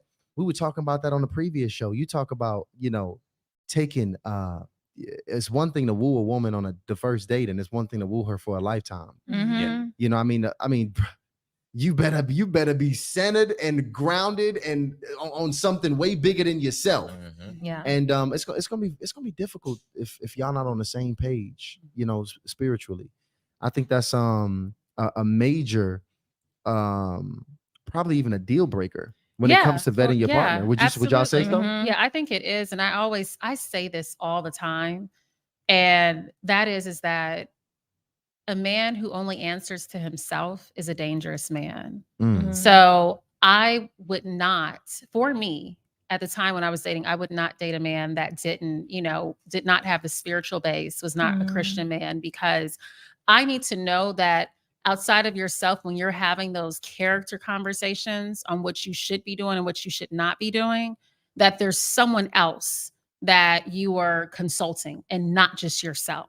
And so, but that's why I also say I have empathy for him, because maybe there was something that happened in his childhood. He's still going to have to take that faith walk by himself. Right. But I feel like that's also, see if she can introduce it, but she is not going to be the person that's going to be able to lead him as the man. He has to lead himself. Let's take one more call, Lano. We'll only take one more call. So ladies, if you probably didn't make it through, call up here again. If you make it through, I'll have these wonderful ladies answer your question. But we'll take one more call. I'll put the number up on the screen for the ladies one more time. Yeah, but that makes a lot. Was that also important for you as well, Carly? Yeah, absolutely. Yeah, absolutely. Because faith is going to be the thing that's going to carry you through your marriage. Absolutely. It's going to be the thing that you're going to have to lean on for support. And when you're talking about this 20-year relationship that she has with this man, this friendship, I think that sometimes we can want something so badly, but it's not for us. And I think that she may need to evaluate, just because you have feelings for this man, it may be deep and it may be true, but is this the man that is going to be the man that you are going to trust to lead you and your family for the rest of your life? And I think you have to be able to ask that question. If you can't, I think that you can introduce him to a relationship with God, but that's going to be his torch and his cross to bear. Right. I agree with that, because this is the thing. I might not trust your mama, your daddy. I might not trust your cousins, your best friends, but I can trust God. Yeah, absolutely. So if I know that when things get rough, that's where you're getting your instruction from, your guidance from, we can rock. We got a call coming in. Lano, go ahead and take that one. Hello. Hey, what up? how Welcome are to the you? show. Hi, how you doing? My name is Asaya. I'm from Philly. Philly in the house. Say that name one more time. Asaya. Asaya. Okay, Asaya, what's your question? So I'm currently dating a long-term friend as well. We just kind of got intimate, and he's basically saying that he would like to focus more on his career than like an intimate relationship, but he wants to still be friends. Should I continue to entertain this or just move on and actually date someone? Who gonna take this one? 'Cause I think we have to do the same friends thing. with benefits? Are you all saying friends with the sex component, or just going from so it was kind of, but not really. Like, I'm gonna say no. So you kind of having sex, or you kind of not about to? I mean, understand. Are y'all doing it? If you want a serious long-term relationship, just understand this is not the brother. He making it very clear. Yeah, right. That's the way that we let you know. This whole we can be friends. We can be friends mean you can stay on my roster to get smashed when I want and when I like it, but you will never be promoted to anything else other than this woman that's about to get smashed. Now, if this is something that you're okay with, then you're gonna be there and you're gonna get smashed at his convenience, and you're gonna deal with whatever comes with that. Hopefully, it ain't kids and these other ratchet consequences that come from those types of relationships. But it most certainly will be continued heartbreak. That's guaranteed. Absolutely. yes, And it's gonna be the same conversation y'all gonna have over and over and over again. And as long as it's just like a kid who knows they shouldn't be eating candy. Right. You know what happens when you eat a bunch of candy. You're gonna get the tummy ache, you're gonna feel bad, but then you're gonna do it anyway. And men, we know that. Yeah. So the thing is that just listening, it sounds like you're giving him the power Like he's the one that's making the decision for your life and for the relationship. Oh, this what y'all mean when y'all say he the prize, huh? Right. I get it now. I get it now. So I want you to claim yourself back and say, you know what? I deserve something so much more than this. And if you are looking to be a wife, you don't need to have him as a friend. Now let me ask you Right. this. Do you want a friends with benefits situation where you just having casual sex? Is that your goal? No, I've passed that stage in my life. Okay. So Okay. stop. Well, you better pass Yeah. up this Yeah. brother then. Yep. Yeah, you got to find you a man that's gonna want you. Yep. Mm-hmm. Because And- he's not gonna give you what you desire. He's just not. Right. And I Listen. know women think this. You cannot change that man. I don't That's care exactly how what I was much trying to be Harry you Potter. throw that. No. You Make know him a what? husband. And you know what? The one thing my dad told me before I got married, I was dating. He said, "Let me tell you something. When a man want to leave, he gonna leave. I don't care how much sex you put on him. I don't care how much you cook for him. I don't care how much you clean for him. I don't care how much you do for him. When the Negro Right. ready to go, he gonna go. It's over. Mm-hmm. He don't want you, baby." Aside, hold on, wait. Listen, No. thank you so much for coming on here with your question. I appreciate you for being vulnerable. Go Yes. ahead and join this membership, join this family, because you need this Harley Initiated channel. We got you, baby. Okay. I agree. And I'm gonna tell you what's Thank gonna happen. you. She's gonna go. She's gonna take this conversation. She's gonna make a decision to not be with that dude. And what that dude is gonna do is what we all do. He's gonna then decide to give you that attention that you need. Right. He's gonna insinuate that things could be different later down the line. Yeah. And then if you fall into that trap, you're gonna be calling in again. Because all of us do that. And you know, listen, I've had that conversation. Oh, I've been all right. High level secrets. Here's how it sounds too, because it sounds so convincing. He said high level. The call might go something like, "Yeah, you know, I've been thinking about it, and you know, I realized that I am actually open to, doing more, becoming more with you. I'm open to it. You know, I'm not saying for sure. You know, it's gonna be packed with confusion. Yep. Okay, it's gonna be extremely duplicitous. With confusion. That is you know, the takeaway. I'm not saying that, you know, I'm ready to be a husband today, but I am saying that I'm open, you know, to seeing where this goes. And I am open to taking it to the next level. It's gonna be just a bunch of this BS Right. just to get you in bed again. Yep. Yeah. When he needs another young tenderoni on his roster. So Mhm. just watch out for that, because Yeah. that's just any bit of confusion, ladies. Yeah. Any bit of confusion is an issue, because the man who's serious is clear. He Oh, can be very over clear. Very clear. Yes. There is no confusion in it. When he wants Absolutely. you, you know it. When he desires you, when he wants you in his life, there is no question. Yes. You don't have to call around town. You don't got to ask your friends what you Yes. think. You don't got to call your mama. He is going to be very clear. And it's going to be very clear to you that he wants to be a part of your world. So hold on, wait. Absolutely. First off, we saving lives right now. So These callers is rolling. I'm gonna do Great I'm gonna do question, one. guys. I'm gonna Great do question. one more for the ladies. One more. I want one more lady that's actually in a relationship in this situation, and they trying to get some game with how to navigate this. So go ahead and put the number up one more time. And let us know, guys. Let us know if you like this. If you like the call-in, go ahead and drop a few fire emojis in the chat right now. Let's see it. wanna know if Let's these go callers ahead and going take well. that one, Delano. Hello, hi. What's going on? What's going on? How are you? Welcome to the show. I'm doing well. How are you guys? I am blessed. Good. Can you please give us your name, where you're from, and your question? My name is Crystal from Brooklyn. Brooklyn in the house. What's Uh-oh. good? Yeah. So my question is with someone that I'm currently on the fence with, because we've been talking for like a year, and you know, we've been friends for a little over a year, and I was like when I met him, like he was going through like some heartbreak and stuff like that, and I helped him, you know, progress to where we are today. And you know, I would say about 3 months ago, we started getting intimate. He asked me to be his girlfriend. But I'm not too sure about like the progression of our relationship, because he also started a new job, like, which is trucking. And that's like three weeks of the month he's like out of like the city and stuff like that. So I'm not too sure where we're going to, like, per se. I just want advice on like if you guys think I should, you know, take this, like, continue this new stage with him, because I don't really want to just, like, you know, make all my progress with him just go to waste. So I just want to know, like, if you guys think I should continue, like, seeing this guy. I think it's a conversation. I For think sure. communication is so important. And you guys have gone into a relationship now that, you know, might be bi-coastal. I have a friend that's, you know, her husband actually got married. He has a trucking company and he was traveling all the time. So communication is going to be so key for your relationship and building upon what you all have. But I think it's also asking, like, where are we? What are we doing? Mm-hmm. Do you see me as your wife? I think at a certain point you have to be direct, because the thing is that people say you have all the time in the world, but you don't, depending on what your priorities are and what you want for your life as a woman. Yeah.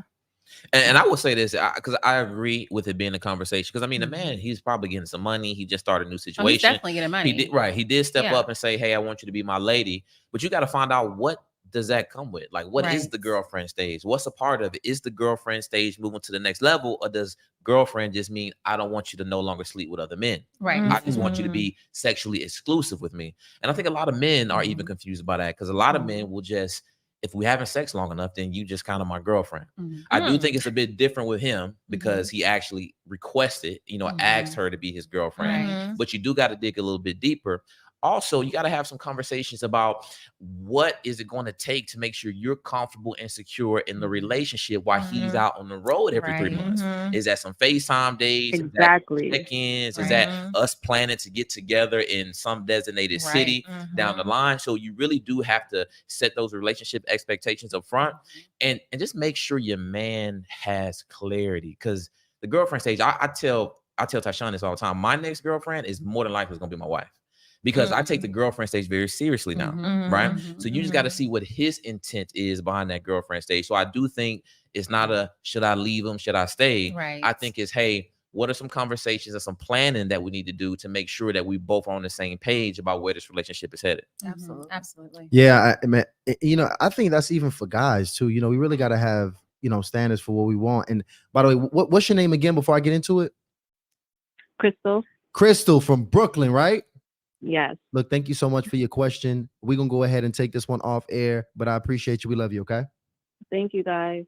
Awesome. Sound like a good dude, though. Yeah. I mean, they were friends. Yeah. They later start Mhm. getting intimate. He moves to the girlfriend Yeah. stage. He's progressing, like you said. He's getting Mhm. money. He's truck Yep. driving. So I think this is a potentially really good dude. She just got to do some further investigation. And you really got to, and again, like you said, man, like knowing what you want is so important, Mhm. because just because, some people might be a good person don't mean they're the right person, Right. depending on your lifestyle. But just because also something didn't come packaged how you thought it was also does not mean that it's not the right thing as well. Right. Yeah. So you definitely gotta really, really think about what you want.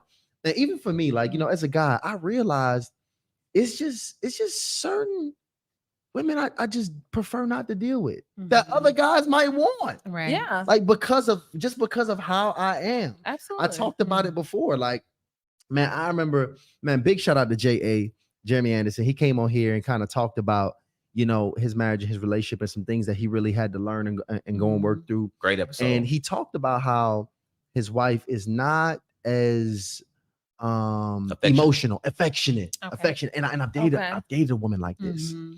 And like, not to say she's not industrious, she's not a hard Mhm. worker, not to say she's not a great mother, not to say all Mhm. these things. But if my woman ain't gonna, want to be all up kind of on me, she Mhm. ain't gonna kind of want to cuddle up on me, she ain't gonna want to just rub me and touch up on me and do those things, sorry, babe, like that ain't, yeah. I don't care about all these pros and benefits you got. That's something that's just very important to me. Yeah. Yeah. And I'm willing to give up a good woman, because affection is something that's very important for my woman to showcase to me. Yeah. So, and it's just these things that you might just have to learn over time, and unfortunately might just be getting thrown into the fire. And that with comes these with situations. dating. That comes with Absolutely. dating. Dating Yes. is like dating. Collecting Honestly, data. is It's- like going to TJ Maxx or Ross. Not even Nordstrom's or Neiman Marcus. It's like TJ Maxx or Ross, where you're like, you have to go through like some things like, oh, I would never wear this. And Yeah. then finally you find that one outfit, like, oh, this is perfect. Uh-huh. So you have to be patient with the dating process, especially Yeah. for men or women that are just getting back out there, because it's not going to be the first person that you meet on one of these dating apps that you Right. fall in love with. That's not the way that it works. Yeah. Listen, thank you guys so much for calling in. I need everybody in here to go ahead. Like, we still not at 500 in the beat. To have 835 people, which is a new record. It's new records every few minutes. Yeah, That just not adding up. This is not adding up. So I want y'all to go ahead, actually get us to 600 likes, because we're gonna blow through 500. Go ahead and push us, guys, to 600 likes right now, so we can keep getting this out to other people. And let's get some because super chats Carly and in Mecca too. here saving lives right now. Y'all But in you here know doing what? y'all It's thing a little bit. interesting. You said like having affection is important, like having that type of some of your women caressing you and all of those things. But Mecca said something that was the check-in, like asking those questions, right? Yeah. And I think that when you're in any stage of relationship, whether you're dating or whether you're in long-term partnership or marriage, there are check-ins that have to happen, because the person that you were when you got married, you're not that person anymore. So the person I was when my husband met me, I was 29 years old. Well, over a decade of time, I have a little more life on me, you know? And so my wants, my needs, my desires have changed. So we have to constantly do a temperature check for our relationship that says like, hey, what you into now? You still into that shit you was into before? Right. You know, when I do it like that, that used to be your thing. Is that your thing now? And I think that we have to constantly have the conversations that say like, who are you now? Because we lose focus of, oh, I know her, I know him, like, oh, he the same. No, we are constantly evolving. We're constantly Every 30 days, Yes. your sexual desires change. They Every change 30 every 30 days. Yes. And so it's, And women's desires are very different from men. oh, absolutely. Men will stay in a committed long-term sexual relationship, and you will think, oh, women won't do it. Oh, it's the men. Men are more comfortable in a long-term sexual relationship than women, because women, their desires change. marriage. Yes. With marriage. Yeah, their desires change, how they're pleasured is changing. Like all of Absolutely. those things that you could do that will tickle their fancy Right. 10 years ago. Well, that doesn't cut it now. Right. And so, you know, You're all of those absolutely- things are very important. So when That's why I think an alter ego is so important in every marriage. But that's a Mecca different loves the alter conversation. ego. That's her What you thing. got, Mecca? You got like a blonde wig at the house. We had a sex talk coming up in a few weeks. Yeah. Honestly, that would be that, because just in my opinion, I just feel like being able to sexually satisfy somebody for decades is hard. Yes. And so, Yeah. so listen, let's save that. We're gonna do a whole nother episode about that there, because that's great. Because you know, I'm a sex educator. She I'm a is, and I certified just- sex educator. She is, yes. Oh, okay. Yeah, I Listen, do confidence coaching for women. Yeah. And it's something that It's my husband, coming. we just talk about sex therapy with our couples that come to our retreat. So it's also a good topic that we like to talk about as okay. well. Yeah. So Yeah. let me take it here though. Because I want to know this for my ladies in here that might be you know, probably early on. I don't even know who this. Y'all tell me who this is for. Because is there an ideal age to start prospecting as a woman for your husband? Like, bring that in there, because I know we actually did a show with Dr. Tart where he kind of brought in the phases and how we changed through our phases of dating. Yeah. All the way and that show's probably gonna drop in about 2 or 3 weeks, y'all. But it came out and he broke down the difference of your mindsets in the 20s, 30s, 40s, all the way up to 50s, I think was the last one. And I want to ask you, just for the women, is there an ideal time? I think there is. Prospecting for me and for our girls, to me, starts in college. Why? Because these are Black girls, and a lot of times with the more you climb up the corporate ladder, you're going to be the only one. So if I get introduced to the potential or possibility of my future husband at Morehouse College, that's where my husband went. But if I have the possibility of just making sure my pool is wide, right? Because if I was in school at Clark Atlanta, and so I met men from Morehouse, from Clark, Morris Brown. And so to me, it starts in college because you still hang out with those same crews as you get older. I wasn't ready to get married in my 20s. Yes. But my network of Absolutely. professional Black men in the city of Atlanta and in other cities was large. Was strong. Yeah, Mhm. because I had all of those connection points going to an HBCU. Shout out to the HBCUs. Shout out to HBCUs. That's so interesting because I don't think a lot of women have that. In fact, if you notice, both of the women that just got on here, they're dating their old friends, right? Because that's probably the only men that they're connected to. So would you say that that's probably one of the biggest things that women are probably not doing is not getting active and connected in these circles of men, of successful men? Well, they don't know where to go. And so I like to talk about strategic dating. Let's talk about that. So for me, it's about being in the right place, right? So I know if I wanted to feel myself for a second, which I don't need to, right? Because I have a husband, I'm married. But if I wanted to, I know I can go to Home Depot in some sweats or, workout outfit right now, or Whole Foods on Paces Ferry. Oh, absolutely. Because The Paces Ferry, not specifically the that location. Midtown location. Oh, no. Oh. Paces Ferry, like I would always run into men when I was single, and it's like this is perfect because I know because of where he is, he probably lives in the area, right? Because he's shopping at the location over in Buckhead. Likely affluent, yes. Same thing with Home Depot. It's like, okay, he has a house probably or a townhome or something if he's in here purchasing all of these items. Oh my gosh. So it's like you have to have strategy behind it in the networking events. And you dressing down like you at Home Depot. Are you dressing the same at Home Depot and the way I look Whole right Foods? now with, this is for the show. I have this makeup on and all of that, right? But I would not walk into Whole Foods or Home Depot with that. I would wear my workout outfit. I didn't have to come from working out, but I have my cute workout outfit on. And because I feel like to your point, all the filtering, all the makeup, all the this, all of that, I feel like I'm approached the most when I just am myself. Dr. Tar, keep your wife out of Home Depot, brother. Like you hear what's going on over here. So since you're going to Home Depot, but men, take that trip, brother. Men will identify you even if you dress down at one of those, normal typical places. Yeah, I agree with that. That's funny. Absolutely. But you want to be you want to represent the very small percentage of women in the room. So Invest Fest is this weekend, I think. Yes. I told all the women that we coach, you need to be there. Oh, yeah. Because networking events. There's going to be nothing but men at Invest Fest because men care about, there will be women there. There's hella women up in there too. There are a lot of women. But men also care about, they like having conversations about money. Yep. Yeah. Yes. And Absolutely. so I would be there. I would be at the Black MBA conference this fall. I would go to the National Sales Network conference this fall. I'm going to go to the Black Caucus. These were the spaces I used to go to when I was single. Yeah. Because I knew the type of man would be there because it's about putting yourself in the room where he is going to be. Even all of those dinners, all of those like 100 Black men dinners and things like that. Like everyone there is not married. Absolutely. Who's a part of the organization. And so when you're looking at that and we're looking at like conferences like Alpha Conference, Alpha Convention, Kappa Convention, like these are men who like, okay, they might have some stuff going on. Right up to the news. and I want y'all to know it's so crazy we going into here because y'all better stay tuned. These lives are crazy. Next Monday, we are also doing a show on all attraction next Monday. Really teaching y'all like because we going conceptual here. We're gonna go into the details, how you diving into it here now. And just so y'all know, we only have 490 likes.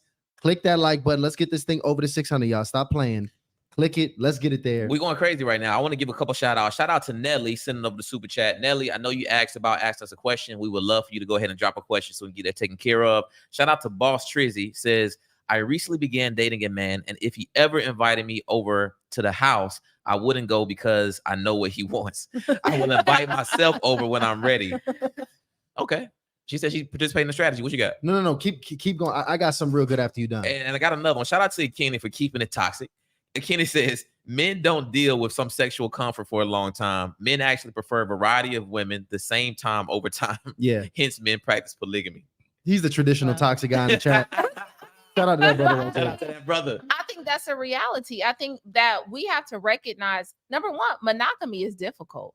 It's difficult when you're married. It's not that because we became married and got these rings that we became blind. I'm gonna say we can't see.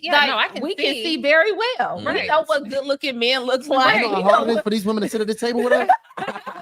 This is hard for these women. And so I think we automatically think like, oh, she married, so she ain't looking at nobody. No, we all have to fight daily to fight against the urges to not, okay, well, I mean, he do look good, girl. Know, so we know that it's difficult. Monogamy is not easy by any feat at all. And so polygamy is a real thing for people. I think that works for some people. I think that people are. I ain't seen it really working. I think people are lying when they say they in polygamous, like in Right. Oh, these yeah. Yes. these relationships. I think that, you know, everyone's not on board, and then some people are. It's a lot. Right. But I think whatever works for you, it can work if you're upfront and honest. I think if you're Mhm. willing to have honest conversations, yeah, it can work. Your life can work the way you want it to. Mhm. But yeah, marriage, yeah, monogamy is not easy for men or women. Mhm. And we I all can are see that. looking for, like, we want variety too, you know? So we want our husbands to do something different too. Right. That's why you have Yeah. to have a conversation. Well, okay, yeah, I liked when you did that. That was cool to Back hear. in Back in the 19 90s, you right. know, like Yeah. the 90s and the 2000s. Right. But, you know, for right now, for where I am, I may require this. And I think Mhm. that's just a part of communication and having that dialogue. Especially because there's a change up that happens with women after the age of 40. Absolutely. So You go into there is a Right. shift at 40. It happens. It is it's like you real. smell the testosterone in the air. Y'all turn You're into like what's going teenage on? boys. Turn 40, there's something crazy going on. So let me ask y'all this real quick, because y'all notice that these two young ladies that came on here Mhm. dating these Mhm. old friends, right? Mhm. Is it safe to say that when y'all go ahead and find somebody that y'all serious about, Mhm. should y'all go ahead and just scrap these old male friends that y'all got, brewing in y'all closet? Is that safe to say that just needs to be the standard? Scrap. Okay. So If male you're friends. seriously dating Mhm. a brother and you're taking him serious, Mhm. because you just see how confused they got about male friends. Male friends, like, Look. like a penis and a friend. Yes.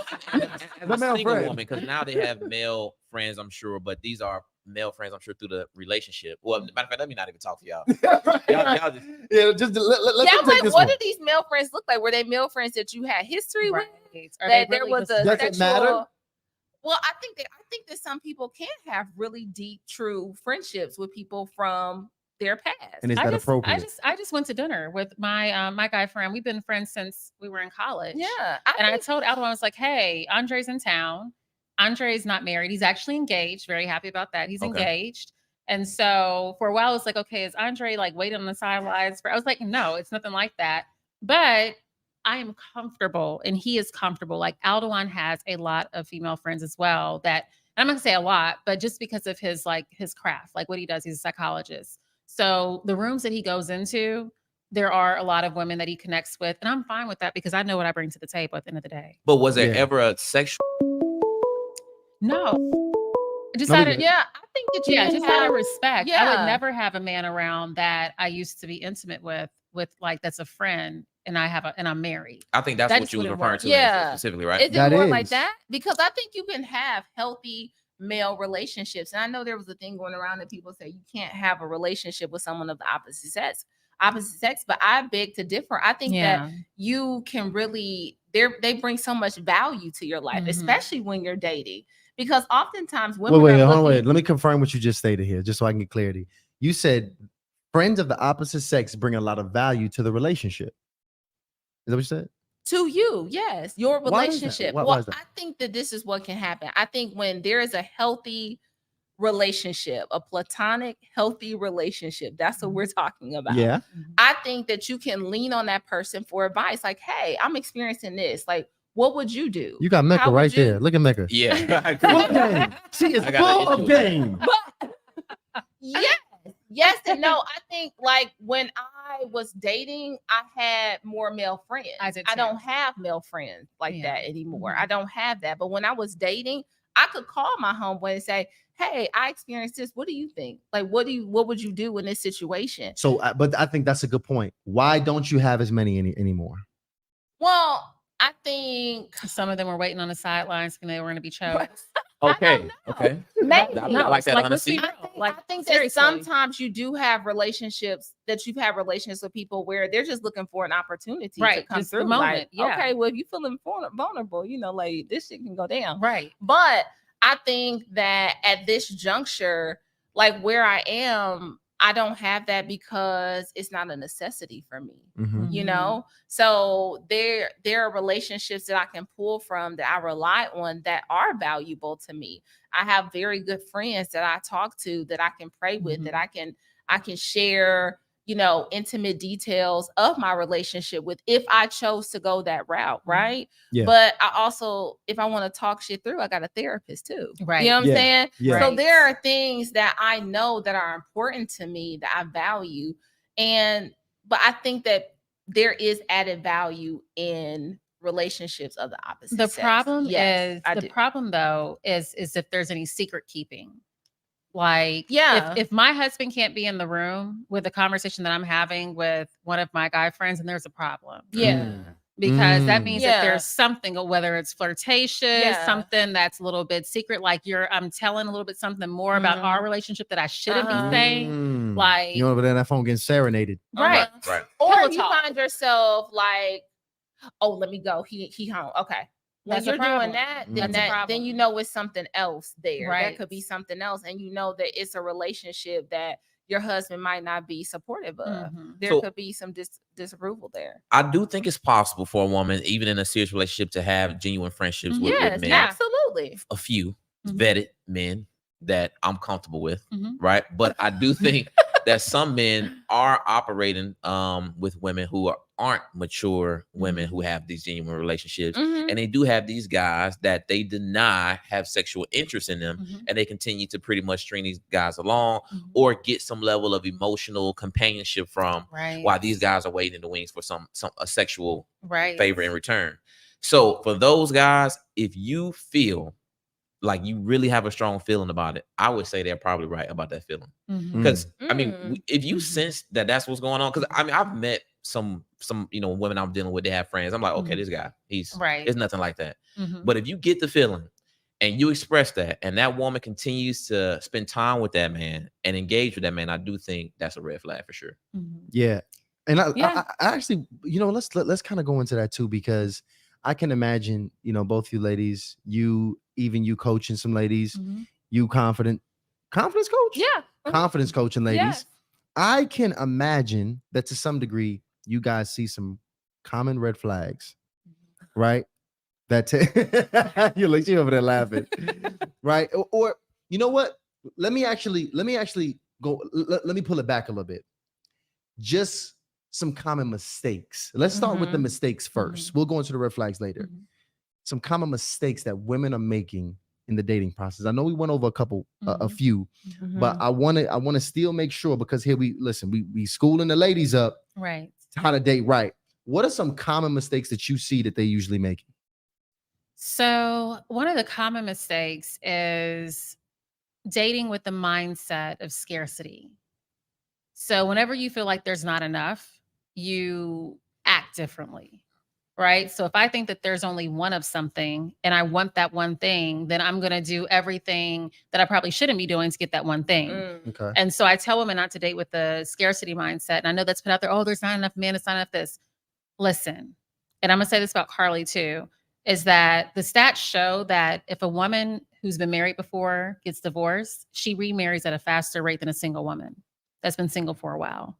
Those are stats, because a married woman knows how to show up to a room. She knows exactly where to go. She knows how to use strategy to date. So the biggest common thing is not dating, not putting yourself out there the right way, going back to that branding piece.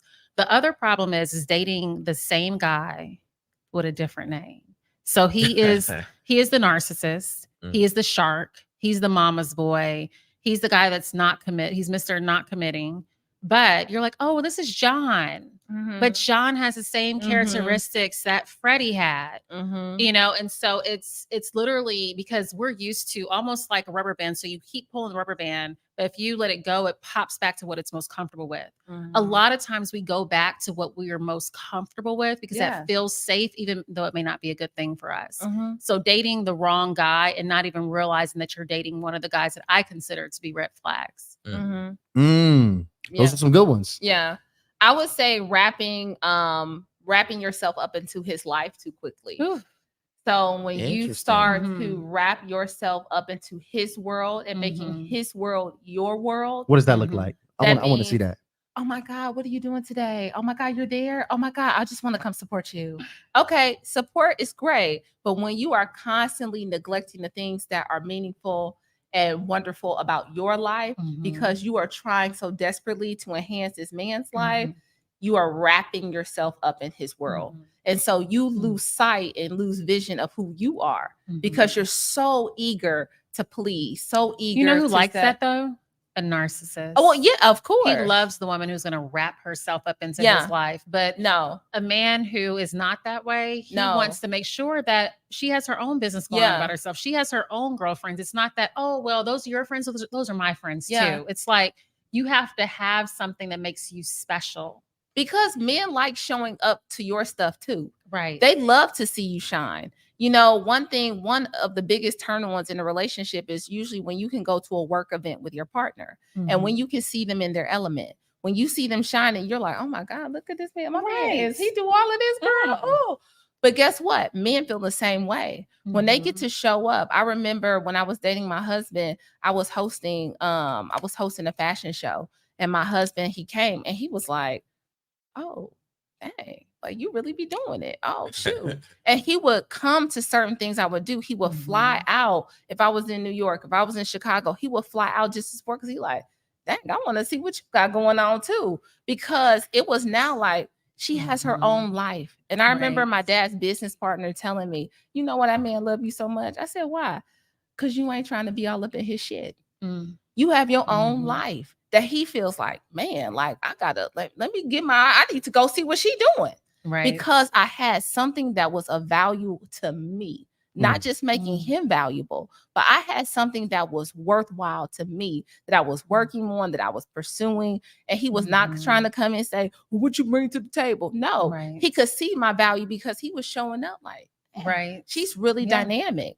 And so when we wrap ourselves up into a man's world too quickly, we lose sight of who we are. Man, you know what? That's so true.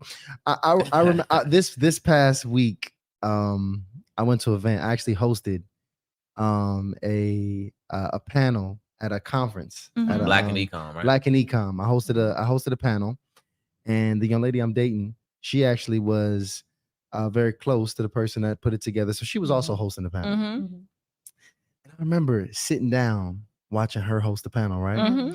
And seeing her energy up there. And I remember just watching, like, I remember catching myself just cheesing. Yes. Just kind of watching her in that element, kind of control that and do that. Yes. I find myself rubbing my knee like, She's special. You were like, oh, I like her. I was like, oh, Yeah. You can see that. You can Yeah. see her shine. Men love to see their women shine. Absolutely. There's not like my husband loves to like when I host different retreats, right? And he would come stand in the back sometimes. Like he might fly in, he might stand in the back. I might get a glimpse of him walking in. And he just stands in the back. He said, I'm in awe of you. Like I'm in awe of you. Like, damn, that's my wife. You know? And the fact that I get to see him in his elements when he's accepting awards and he's doing things, like I'm proud. Right. You know, because we take pride in each other, because we recognize that who we are, the destiny that's on our lives is attached to each other at this time. Like we were created for this moment, this time, this space for one another. Right. And because we can undergird that, because we can support it, man, it's going to make you smile. It's going to make you look back in awe. It's going to make you say, man, I did a good thing. Like God bless me with her. God bless me with him. Like even when they get on your nerves, Right. Like even when I can look back and say, like, oh my God, I got the creme de la creme. ooh, y'all listen. These ladies, they got husbands to get back to. All right, so y'all better send these super chats. In the chat. Send these super chats over. Okay, get the super chat. So I want y'all to let y'all know now, because of where we at now, I want to let y'all know, please, 10 and over super chats is what we're going to answer at this point on for the rest of the night. So go ahead and send your super chats in so we can get your questions answered before the night is out. But y'all have been doing an amazing job here tonight. Great game. Look, take the water. Take the water. Go ahead. Shout out The to mic is Wifey. steaming right now. Shout out to Wifey. She says intense sexual urges and not being able to control yourself are two different things. I agree with that. We all got the urges. We got any more? We got any more in there that we got to read from the past? No, we good. We caught up. We caught up right now. Okay, so I think we're in a good spot. So let me go ahead and transition here before we actually transition up out of here. Because a lot of ladies, they really want to have these long-term relationships. They want to be successful. And I mean, I just hear some of the craziest stories from women when it comes to dating. Yes. Outrageous. Yeah. And see, now we can go to where I was going to prior. Okay. Okay. So let's go to the red flags for my ladies. Because I know we talked about some just kind of sparingly throughout the conversation.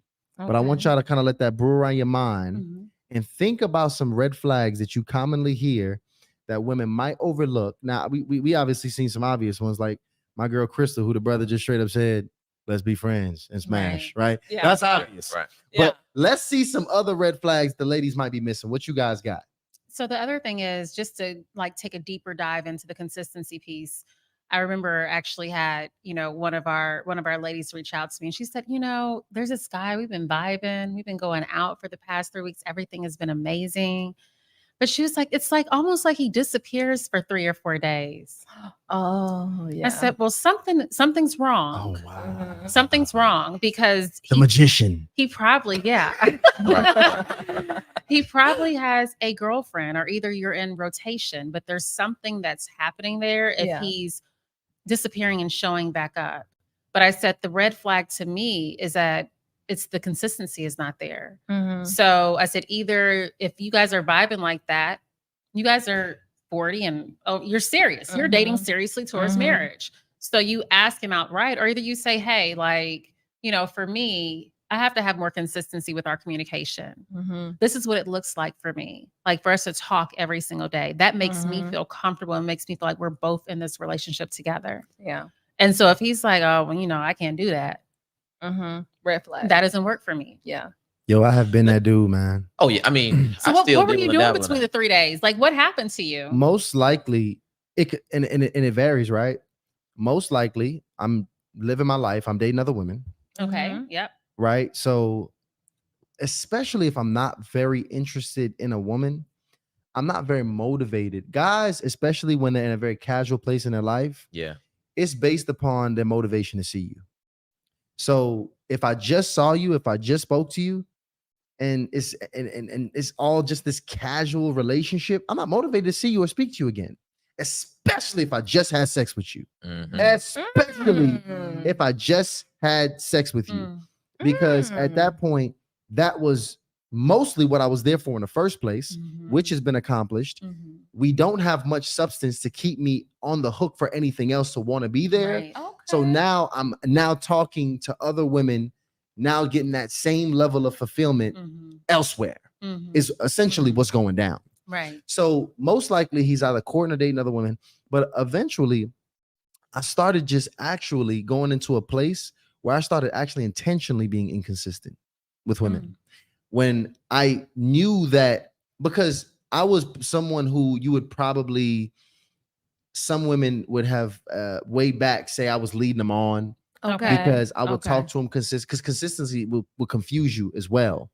Because if I'm really attracted to you and I really want to see you, I might see you on Monday, have a couple conversations with you maybe on Tuesday, cue you up for something on Thursday night, and then next thing you know, now you're confused because after about 2 or 3 weeks of me being that guy, on the 4th week, I'm inconsistent and now I led you on. So I essentially would just intentionally be inconsistent so I could always be like, this is who I've always been. We had somebody in the chat that just dropped. She says, That's very interesting. Yeah. Kay says sex was whack. I disagree with that, Kay. I disagree with that one because I mean the thing is what? she said sex was whack. Like he had sex with her and now he don't want to go back and see her again. Oh, okay. She's saying the sex that you had with her was okay. Got it. I mean, you can have good sex with a woman and still it be And the still exact same not- response. yeah, it's right. it's not that's the thing about men. Like even if the sex is great, sex is not gonna keep us around. So No. can we talk No. about that? I think, and I think that is a reality. I think because a lot of women, and I see this in our culture, where you think this young culture, and I would say even not so young, I would see it in 40 plus Yes. too. But you think because, oh girl, my stuff's so good, oh he gonna like me, I'm gonna put it on him. He ain't never had nothing like this.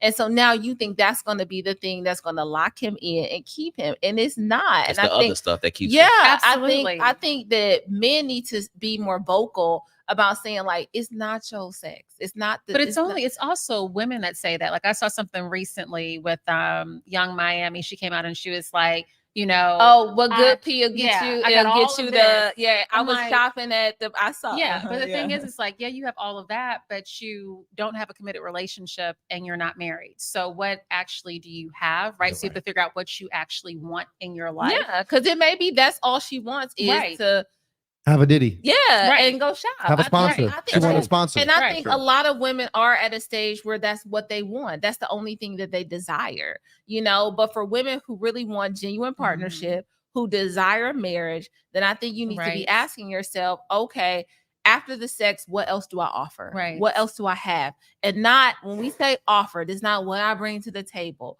but what more do you offer in your being? right. Who are you as a person? Mhm. Because when we introduce you, it's not gonna be good pea Sally. You know what I'm Right. saying? Right. It's gonna be like, who are you without that? right. And so I agree. answer that question.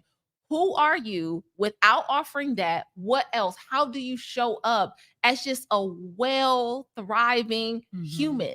And if How you're do dating you- a man over the age of 30, trust me, he has seen all the tricks of the trade. So it's not that you're introducing him to some new variation of the P. You know, Like you're not. that is so Yeah. true, especially if you dating a dude who you know is attractive and you know he done had experiences with women. right. I'm sorry, it's not the sex that's at. And when I hear women talking like that, like They really just don't know. I already They know. really I'm like, she is don't. greening. It's Yeah. Like, because it's it's more truly to ego. it. That's ego. Right. Yes. That's all ego. That's not reality. That's Yes. a complete place of delusion Right. to think that your vagina is powerful enough to be able to secure Keep a Do dude. you not realize how many single women are out here? And just so you know, the Lord designed vagina to be pretty good across the board. right. So your Even- vagina even ain't not really doing that very much different Right. from the next vagina. So that's just the reality of the situation. Is everything else outside the vagina. And It's the see, things with that guys- motivates us. Like yeah. when you gotta want when you really like a woman, you into a woman, Mhm. like you don't want to have her see you sitting on the couch. Right. Yeah. When she's Yes. over your house, you want to make sure you waking up at the break. Before you might wake up at 6 every morning. When she over, you waking up at 5 a.m. Right. Like you think about her, you think about what Right. she thinks about you. You want to become a Yes. better person. It's Right. everything except for the sex. The sex Yeah. is just right. the icing on the cake. Yeah. Mhm. no, that's Because she's really a true. motivator for She's you. a Right. motivator. She's right. a motivator. Mhm. Because of what you see in her, you want to Mhm. show up better. Right. Absolutely. Because of who she is, that allows you to say, "Oh, I want to do more. I Mhm. want to do more. I want to go harder right. for her, so she can see." Like, I think that's what people miss. It's that. It's that. Mhm. It's that part. So a red flag, ladies, is to understand his intention. Like if he is this random hitter upper, watch out. Like the dude who just randomly pops out The hey big head. and hits you up. What you doing? Best believe Or at that's 9 he's 9 hitting p.m., you up. like they said, 9 Right. p.m. when his penis is hard. Yeah. That's what's Yep. happening. Like, Another your- red flag too. What's that one? If you don't meet his close friends, like if you don't Oh. meet his friends when you all are really seeing each other for some time, You're and really you the haven't met secret. his friends, Mhm. or you've never met his siblings or how his long? parents. How long His should you be before you coworkers, meet some friends? anybody. With Johnson, what's appropriate?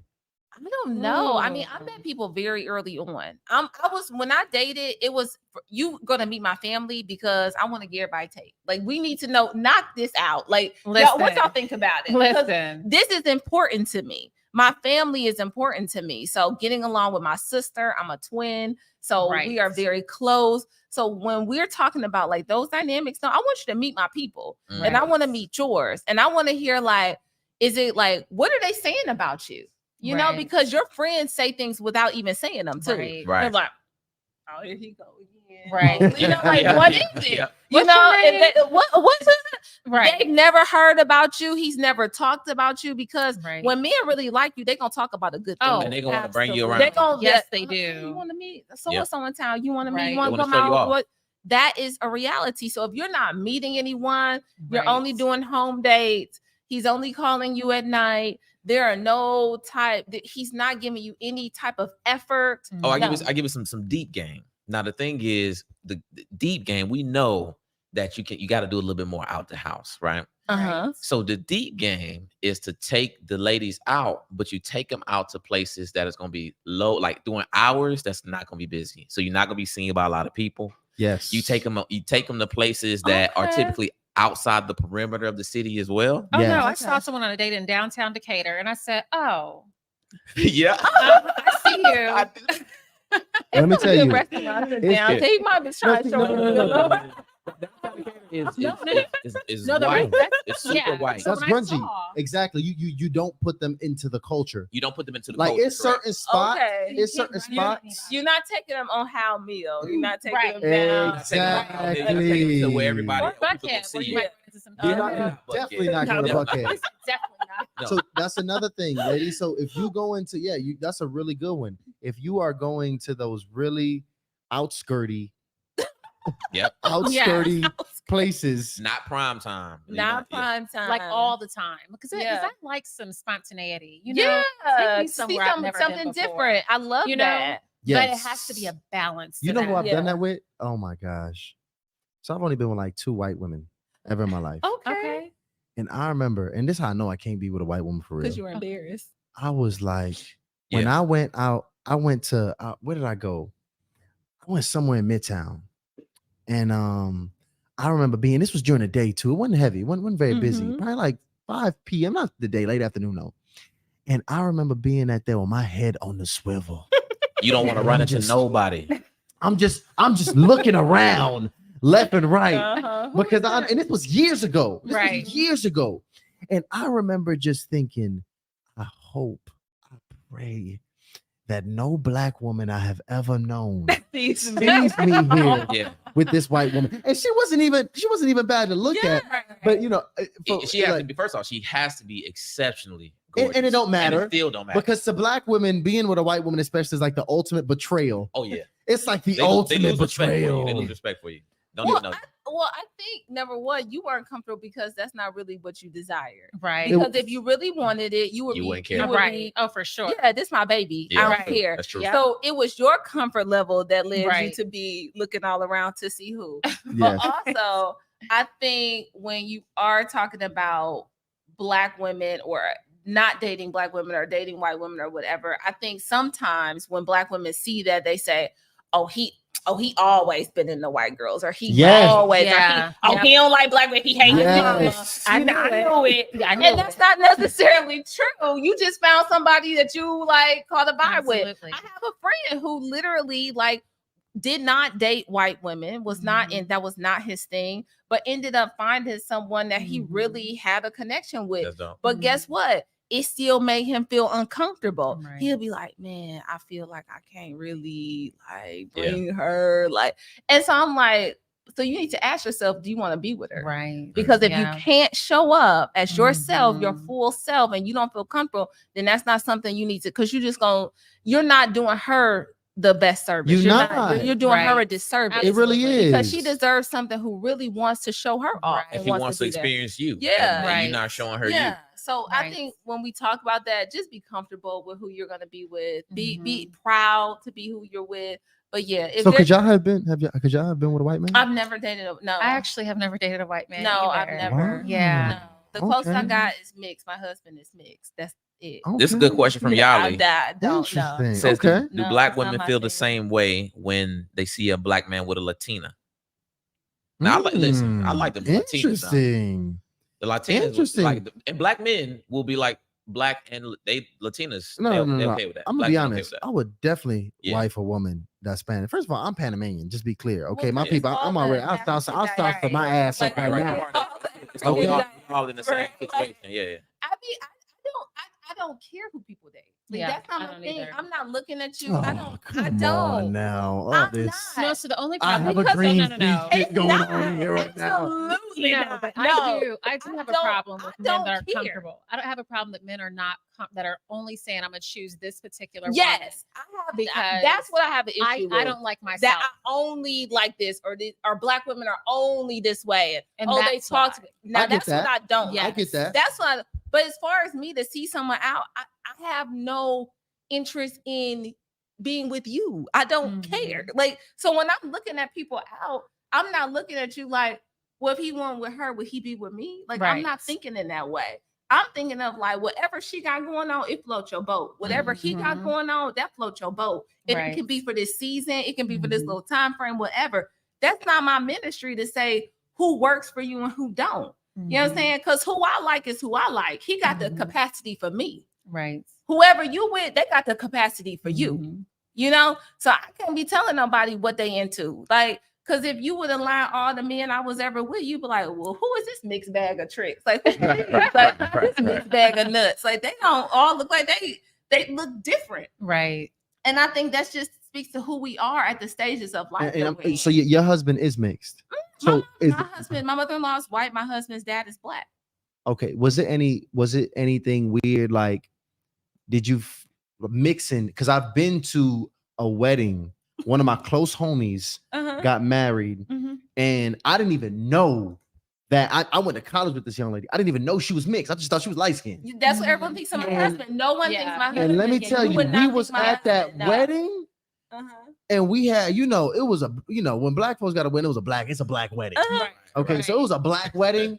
And I tell you, you should have seen the family was there. It almost felt like we was on stage because they was all just sitting down, not getting up, while we nuck if you bucking, electric sliding. I mean, all the things we do. Right. Was it weird blending that family together? No. Well, my husband also is not close to the white side of his family. So my husband also was raised in foster care. His dad was in prison. So he met his dad at 27, on the internet search. So that was a whole different dynamic of family and then white family, all of those different dynamics that came together. But my husband was actually, his foster family, the lady who took him in was a white woman. It was a white family. It was the first time that he had ever been on a Christmas card, that he had felt a part of like, oh my God, a family. That's dope. And so that was a white woman who raised him, and he had a white man and two white brothers.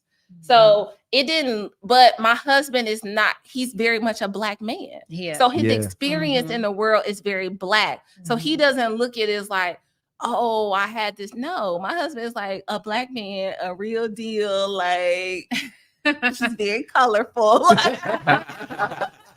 Like, he ain't with it. Like, he definitely, all the things, And so, no, it wasn't. So he's very much, his experience in the world, everyone looks at him as a black man. So you would even have to delve deeper into his life. Put the picture of the family back up. Let's give some context to this brother here so they can see. Black man with black experiences, black male experiences in the world. That's dope. That's dope, man. That. Yo, shout out to Orlando, ladies. Orlando is loving the content because Orlando just dropped that $100 super chat. Orlando, look, we got a special fund just for you, my boy. When you come to Atlanta, you already know we going up. Yeah, absolutely. Listen, he hit me up on Instagram a couple days ago. Go ahead and send me the number, man. I got to give you a call. Absolutely. Yeah, we got to talk, Orlando. Because he's been really supporting the channel, which is huge to us. And guys, speaking of supporting the channel, look, we about to close this thing out very soon, guys. So before we close this thing out, can we get to 700 likes? Could everybody just literally stop everything they're doing right now and get us to 700 likes? 850 people in the chat. Go ahead and push this thing to 700 because, again, we want to grow this. We want to get the message out because y'all already know what we stand for. We really trying to help our men and our women improve their relationships. My ladies want to get into long-term relationships, which is why we putting you on game here tonight. My fellas trying to secure them a woman that they can go and grow with long-term. And y'all see Orlando dropping $100 chats in there. So wink, wink, ladies. Orlando, drop your IG. That's all I'm saying. Okay. You talking about getting your branding right? That's how you get your branding right, player. Drop $100 in the chat real quick. And deep game for the ladies, because social media is really connected. Like I feel like I can sense when somebody's attracted to me on social media. It's just weird. It's just you're just so accustomed to how people operate on social media. Now, one of the things, this is just deep game. This is I'm changing. I can't even say this was the savage in me because I'm still changing. But one of the things that me personally that I've had success with, that I can tell when a woman is going to be open to me sexually, or just more open sexually, I should say, not necessarily open to me, just more open, is not only how the woman presents herself online, that's one thing, but also how often she posts. Now, I'm not talking about if she's got a business with posting and she's consistently posting 2-3 times a day and it's for business purpose. But when a woman posts just like these random odd things and a lot, especially when it's a lot that's in her home, I immediately think that, oh my God, I shouldn't say this. Say it. I'm trying to say it because I'm trying to get. I think that her self-esteem is lower. So wait, give me an idea of the post. Give me an idea of like what kind of post you mean. This type of post, I mean, like she literally just posts. She is all around her house. She's in her apartment gym, just doing some kind of random workout. Just not really working out, no sweat. She just kind of posting. I'm on a treadmill. She do the random. Hey, I'm making a smoothie right now. I'm just kind of showing myself making a smoothie. But it's like I think what you're picking up too is loneliness. Loneliness. Because she's trying to connect with people online. So a lot of women will do that when they're feeling lonely. It's like, okay, look at me. Because I also have the same technique. Like I know when someone is like not in a good relationship. Yeah. Like their marriage is rocky. Because they posting all these self-love posts. Yeah, well, not only just that, a wife will start to basically put herself on display. And I've seen it happen so many times where I'm like, oh, she done lost this weight. She got this new haircut. She's posting all these bathing suits. Like she's changed things up. I'm like, there's less photos of the husband, less photos of the family. The movement is different. So to your point, when a woman is lonely, I also see that with single women where it's like, okay, I want to be seen, or either every picture is like this. Yep. Or it's like this from the back. Like, let me make sure I'm going to pretend to get this angle of my show behind. Her butt or her breast. I'm going to fake like I didn't mean to take a picture of my behind, but I'm going to do it in front of the mirror this way. Like all the things, because I coach these women, like, don't do that. Like, don't do the photos like this. Because the memes about dating too. The memes about how hard dating is. That's a key indicator that I could hit her up right now. Vulnerable. Yep. She's easy. Yep. It's so many indicators. And honestly, man, that was a really good one, Ryan. I never thought about that one. Like the woman who's just aimlessly using her social media. The woman who's aimlessly using her social media without much intent and clearly showing us, bringing us into her lonely life of not having much going on and making small things big things. Yep. And the thing about it, and you gotta here's what you gotta understand. It's perception, guys. Right. It's perception. You might you might be doing something really great, which most likely you're not. And we don't see it, but that's what we see, and we start to build your brand around that. Where just as you got guys who might always post themselves around successful people and doing all these different things. Right. And he might be an aspirant just trying to get his foot in the door and in the game. Right. Really having no momentum in this, but he got you on that. So that's another really good one. Oh, she's having dating problems. She's probably dating some scrub dudes, having a bunch of issues. So as soon as I present myself and I see that she's been like every time she's always online, she's always looking at my stories, engaging in my posts, then it's like, okay, cool. I'm just gonna present myself.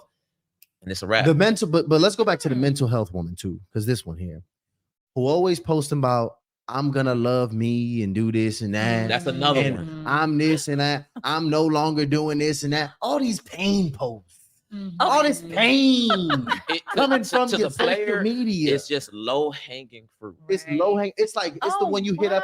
It's the one I might. Let me tell you. Let me tell you what you might see. You might see somebody might drop a heart at 10 p.m. Like nice and late at night. They might engage with one of your stories. You're bored. You're going to engage back. And then you're going to probably end up getting tried. So it might end up being something like, oh, you in the house tonight, huh? Oh, you don't even go outside, huh? Oh, you just in the house type. Man, when I'm going to be able to XYZ, blah, blah. And it's just easy. It's because you branded yourself like that online. And yeah, you literally just look like the what is it? The limping gazelle. Yeah, I mean, and that's the thing. I hate to see new on the social media. Yeah, I am learning a lot because I don't engage on social media like that. So like, I don't look at the way I engage with posts because this is. Wow. I mean, you learn the different landscapes. So you learn what time they're online, how they respond to you, if they consistently.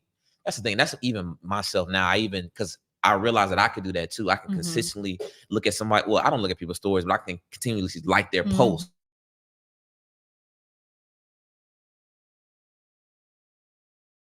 Do have to watch that because it's definitely part of your life. And if you like me, who once I start doing something, I just go crazy with it. So I became a savant, so to speak, at the social media game. And I really started to study what opportunities I had and what I didn't. And that's just something I see. So if you posting that kind of stuff, it just shows that. But I also want to help the women that are listening, because what I also advise women to do is that if they are on social media, the other side of that is posting all the things that are going on in your life in a great way. Yeah. I met with my girlfriends. We're going for a run together. Okay, I'm posting that because that shows that I also have a life outside of just me. Like, I'm interesting because I'm going on a hike with my girlfriends. I'm going to this networking event. It's not, oh, I'm making a smoothie. I'm sitting here with my cat. I'm doing this. I'm by myself all the time. Yeah. So you're showing that you already have community. Absolutely. Like, I have community. That even if you were to engage with me and come into my world, just know, like, I'm not by myself. Like, I have a tribe. I have people who love and care for me. And I think it's just I'm not available. And I'm not available because I am you wouldn't get that living. DM from me either. You wouldn't get that DM because I know that.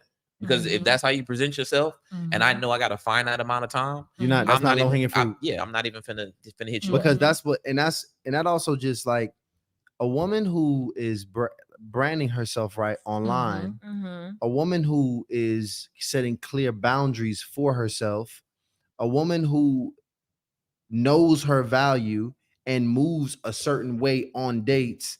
She's literally going to filter out so much of the bullshit. And not even that. She's literally not even going to get approached by so much of the bullshit. So it's just so much. It's even like you can't even quantify the value of presenting yourself the right way, because so much of what could have went wrong never even happened, because you never even got approached. So like you get more at bats at successful men and men with certain intentions just about how you put yourself out there. So ladies, right now, evaluate your IG right now. If you got any photo and that thing like this, yeah.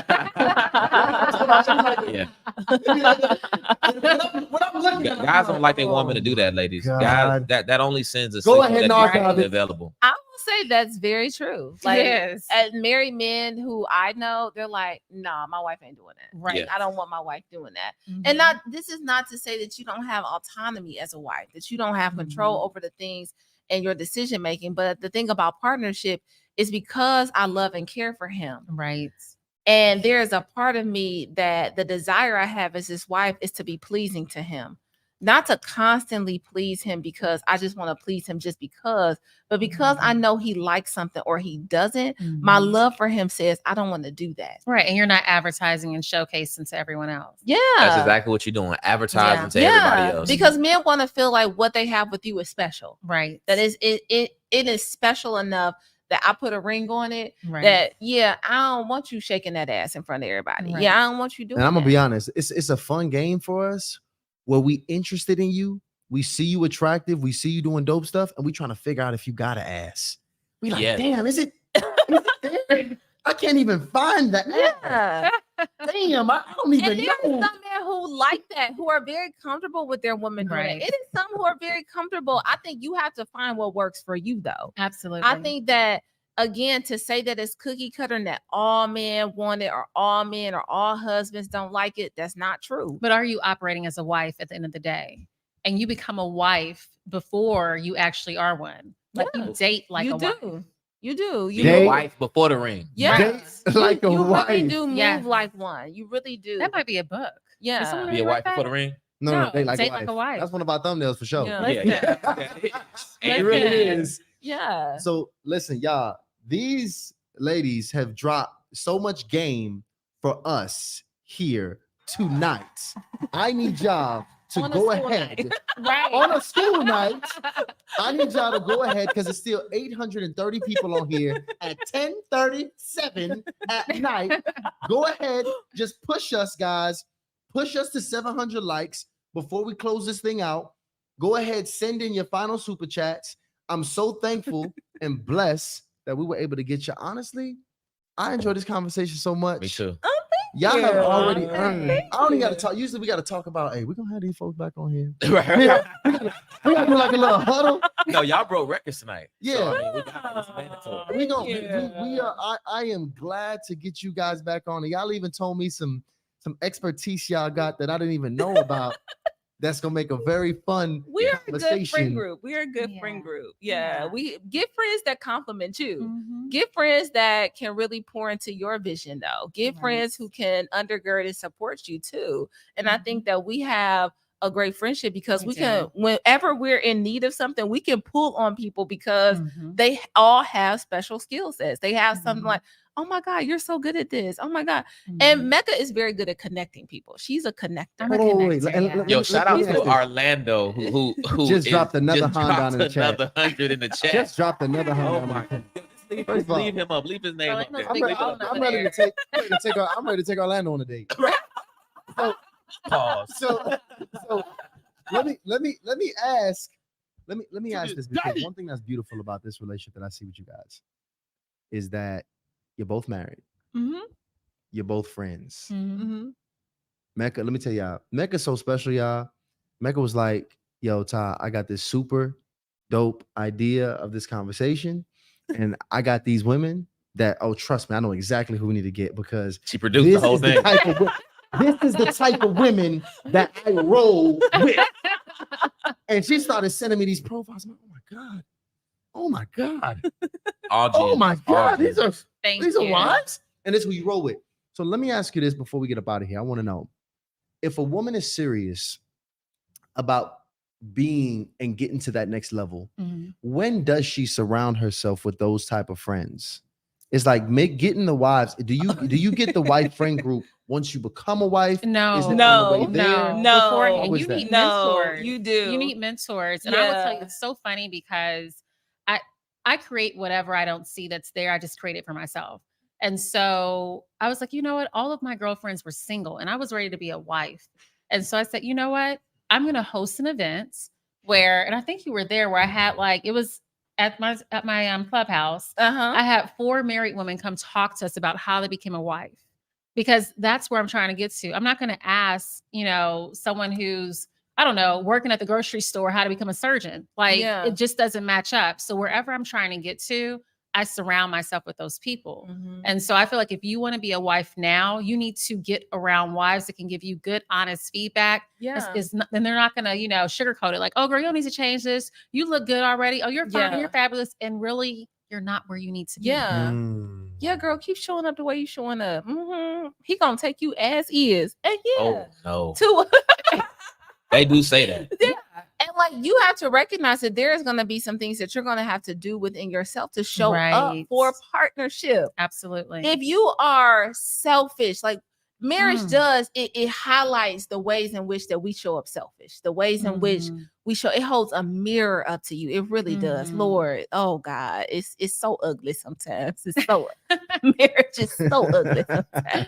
But I think the beauty of it in surrounding yourself with people who are of like mind Right. and spirit. I think when Mhm. you are like, man, I didn't see it. I didn't have, my mom wasn't married, or I didn't see an Mhm. example of what a wife looked like. That's okay. It's plenty of wives who are out here Right. who would love to say, like, "Kay, can I take you to lunch? Right. Can we go to lunch? Can we hang out? Can I just see like how you got to where you are? Could I see, maybe can you tell me some steps you took?" Because this is a thing, like I always say, Dr. Bronner, when I used to go to Word of Faith, he used to say marriage Yes. is like flies on a screen door. The ones on the inside want to get out, the ones on the outside want to get in. And that's my pastor, Bishop Bronner. Wow. Yeah. But the realness that comes with having those conversations is saying like, hey, it's not easy. Right. We're not gonna sugarcoat it. We're not gonna tell you, like some people will. They'll say us all like rainbows and gumdrops. But the real people who have actually like stood the test of time in marriage and stood 10 toes down with somebody. Listen, the first lady said that she didn't like Barack for like 10 years. Yeah, because Wow. I remember that. yes, On an interview, and I was like, because Michelle. Oh, because raising small children is difficult. It's one of the most Absolutely. difficult times in your marriage when you have Absolutely. small children. It will literally push you to the brink. That's what when I say, when I see young people who are not married, they have children, you be like, well, why didn't he stay? Because it's hard to stay when you married when you Right. got young children, because Right. it's a pressure on you that you just can't even explain. So I know why people leave, you know. But the marriage just helps give you a little bit of covering to be right. Like, we're well, gonna press through this. We're gonna work through so this. we're gonna go down to the We are court. committed. You want to leave, but it's got to involve a lot of people. So I think it's really having those conversations with people who you find that their relationship, not that they are relationship goals, but you can see the value in their relationship. You can see respect it what in, they have. Yes, you can see it in their walk, their talk, their children, even if they don't have children, because children does not mean marriage and happy marriage and none of that. But it is the walk, how they talk about one another, how they speak about one another, how they can lean upon each other. That's what you want. You want people who just gonna keep it real with that. Because this ain't no easy sorority to get into. No, it ain't easy. It takes you get hazed daily. Leave Marriage is hazing daily. You are hazed daily.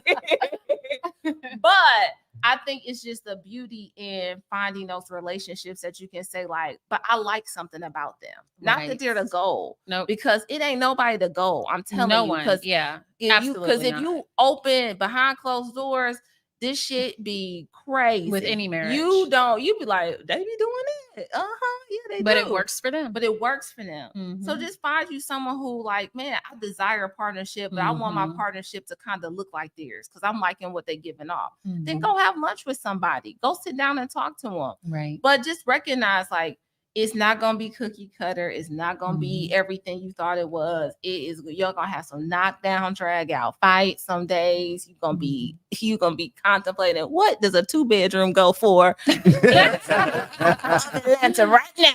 If I just got my shit in 2 bedrooms, I would be fine. Listen, I had a married woman tell me, she's like, I have packed my bags in my mind like 15 times throughout this 20-year marriage. But at the same time, you also look outside of the marriage and saying that there's nothing better than what you have. And that's how I feel about my man. I'm just like, my man is like, Alduan is a phenomenal husband. And so when I take a peek and I'm like, ooh, well, y'all can keep that. I don't want these that. streets But crazy. you gotta know these men as well, though, because you said you look on the other side and you said you happy you got your man. There's nothing better. Absolutely. But that's because their men continue to get better. So I think that must be stated as well. Oh, it takes a lot of work, because don't think you are not walking into the finished product. You are not, because you aren't. I'm telling you, like, I started therapy because of my husband. Like, when we were dating, he said, now this is the thing, this what this Negro tried to tell me. He said, you don't really want to marry you, but there's some stuff you got to work on. I'm like, oh, just me? Oh, it's just me. Oh, I'm the problem. But you know what it was? Like, yeah, I could have taken that and I could have said, oh, I don't need to do this. I don't need to do that. But you know what? He was a catalyst. He was the way in which I was able to walk through the door. He wasn't the reason that kept me there. He wasn't the reason that said, man, I do have some things I need to work on. But guess what? God sent him in my life to say, walk through this door. Do some things that's going to require you going somewhere, but you got to do some work to get there. And so, yeah, I used to laugh and be like, oh, I'm not the only one that needed. But you know what? His words. Because I said, well, okay, maybe I do need to work. But you also trusted him to be able to want to follow him. She was willing to be led by him. I trusted him. I could trust the man that I could get behind. I could trust him. I could trust his vision. I could trust his leadership. You just don't, when people say, oh, I can't be following no man and him doing this. You know what? That's because you don't trust being him. scared of the words being submissive. Yeah. That's a whole other conversation in itself. So we brought the right women on. So Right. y'all cool with that, right? Oh, yes. See. There You know go. why? Ladies, Because listen. because you know what? Because we also recognize, yes, we can submit to our husbands and their vision, their leadership, their direction, but also Mhm. there's a time that he has to submit to what we say. Right. Isn't that in To how Ephesians? we- Hold on one yes. second. Let me see. He I'm pulling up. She's trying to pull up. recognizes Wait, that there's Yes. a compromise in the submission. Because There's people not just a always- one way. no, They people only look at it always- one-sided. Right. But he's gonna have to submit to the things that you're better at, to the things Right. that you know, to the things like, hey, baby, this dropped in my spirit. The Lord put it in me. Hey, don't do that.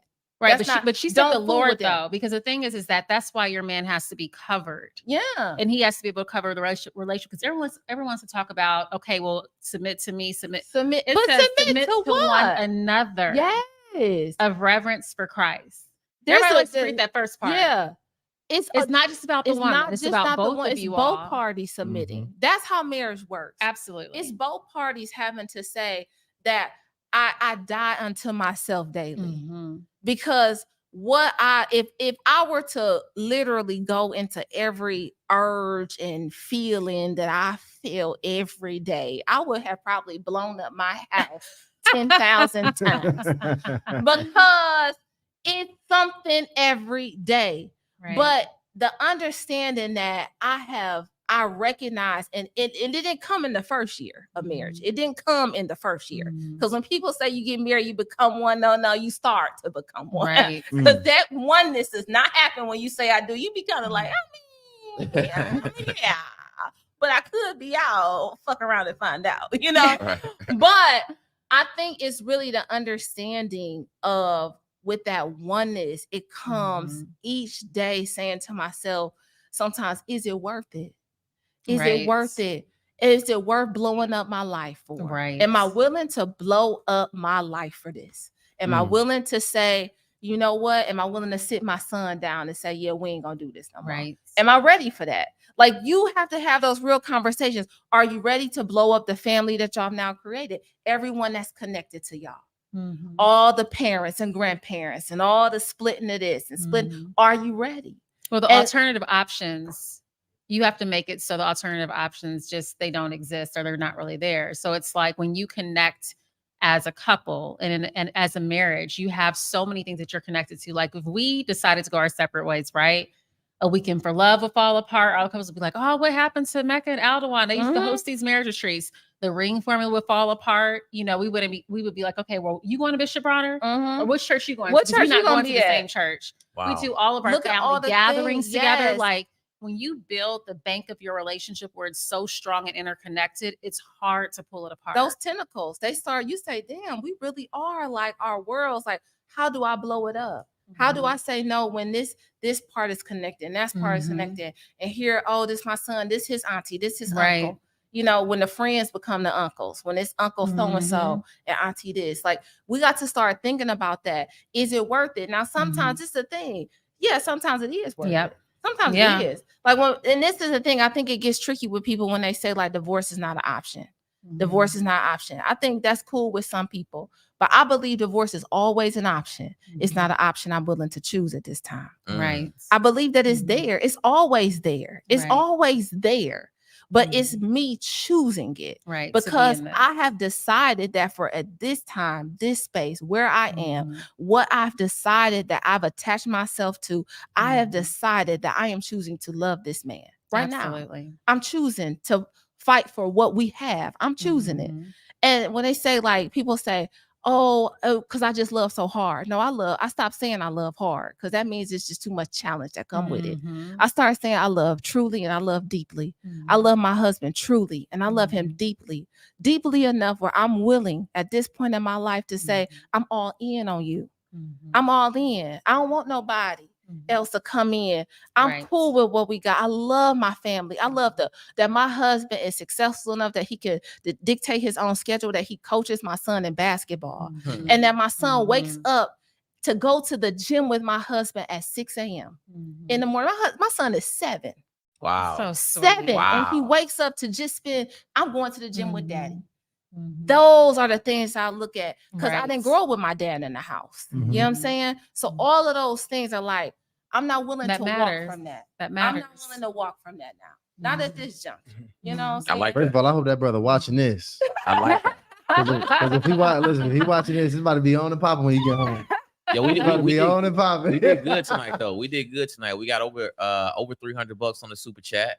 I told y'all the big homie Tim. He said his basement. He said his channel. He said his basement dwellers. They got 2,000 members. I said, Tim, we gonna be there. He said, look, get the 500 first. So guys, please join that channel membership because everything and the things that you do to support us allows us to bring on more and more talented guests like you guys experienced tonight. And I think we probably covered everything the ladies need to know. Man, let me tell y'all It something. was a lot. Yeah, That's the thing, and that's why we be up on here having these 2 and 3 hour conversations because we really try to go deep in these conversations so y'all can really get the information that you need to transform your behaviors, y'all, to really actually bring what y'all want from your thoughts to real life. Yeah, because I want to see some real transformations in you guys' life. So what I want y'all to do, the men learned tonight too. They learned some of those player techniques. Hey, hey, The listen. women learned It's too, like, right? and listen, we tell y'all, we don't everything we've learned, we literally lay it out for y'all so y'all don't have to make these mistakes. And what I want y'all to do before we close this out, please go ahead and get us to 700 likes. We at 679. Give us 30 likes, y'all. Somebody just pull out, give us 30 likes before we close this thing out. And what I want to do in the meantime is I want to thank you ladies for coming up here. Mecca, you was amazing. Carly, you was absolutely amazing. Thank you. I appreciate it. And this will not be the last time that you guys show face on Hardly Initiated. Okay? Y'all broke records tonight. I'm telling you, the chat is going crazy. Once we publish this episode in a few minutes, it's gonna do numbers. Y'all did excellent tonight. And I need listen, we at 696. I need 4 more likes. And I think it's coming right there. And bada boom, bada bing. Don't forget, shout out to y'all, man. Before you close out, don't forget, guys, Tyshawn and I did decide to throw an event. So we need your contact information, guys. So I'm gonna go ahead and drop the link. You will see it says upcoming events. All you got to do is put your email on there so we can make sure we hit you up. But yeah, we building. We doing. And if you're watching the pre-record, it's in the description. Okay, so just go ahead and click the link in there. And also, if you're watching the pre-record, join the membership. And remember, every Monday and Wednesday night at 8 p.m., we are live. And we are still giving you a Sunday transformation every 5 p.m. All right, that's every Sunday at 5 p.m. So, but these are live shows. This is where we engage, where we bring you into conversation. So listen, I appreciate you guys. We made it to over 700 likes. We didn't hit as many members as we want, but y'all can join. We're going to keep the chat going for you guys. So y'all can stay in here. Y'all can congregate. I want to see you guys joining as this thing closes out, but you already know, Hardly Initiated. We are out.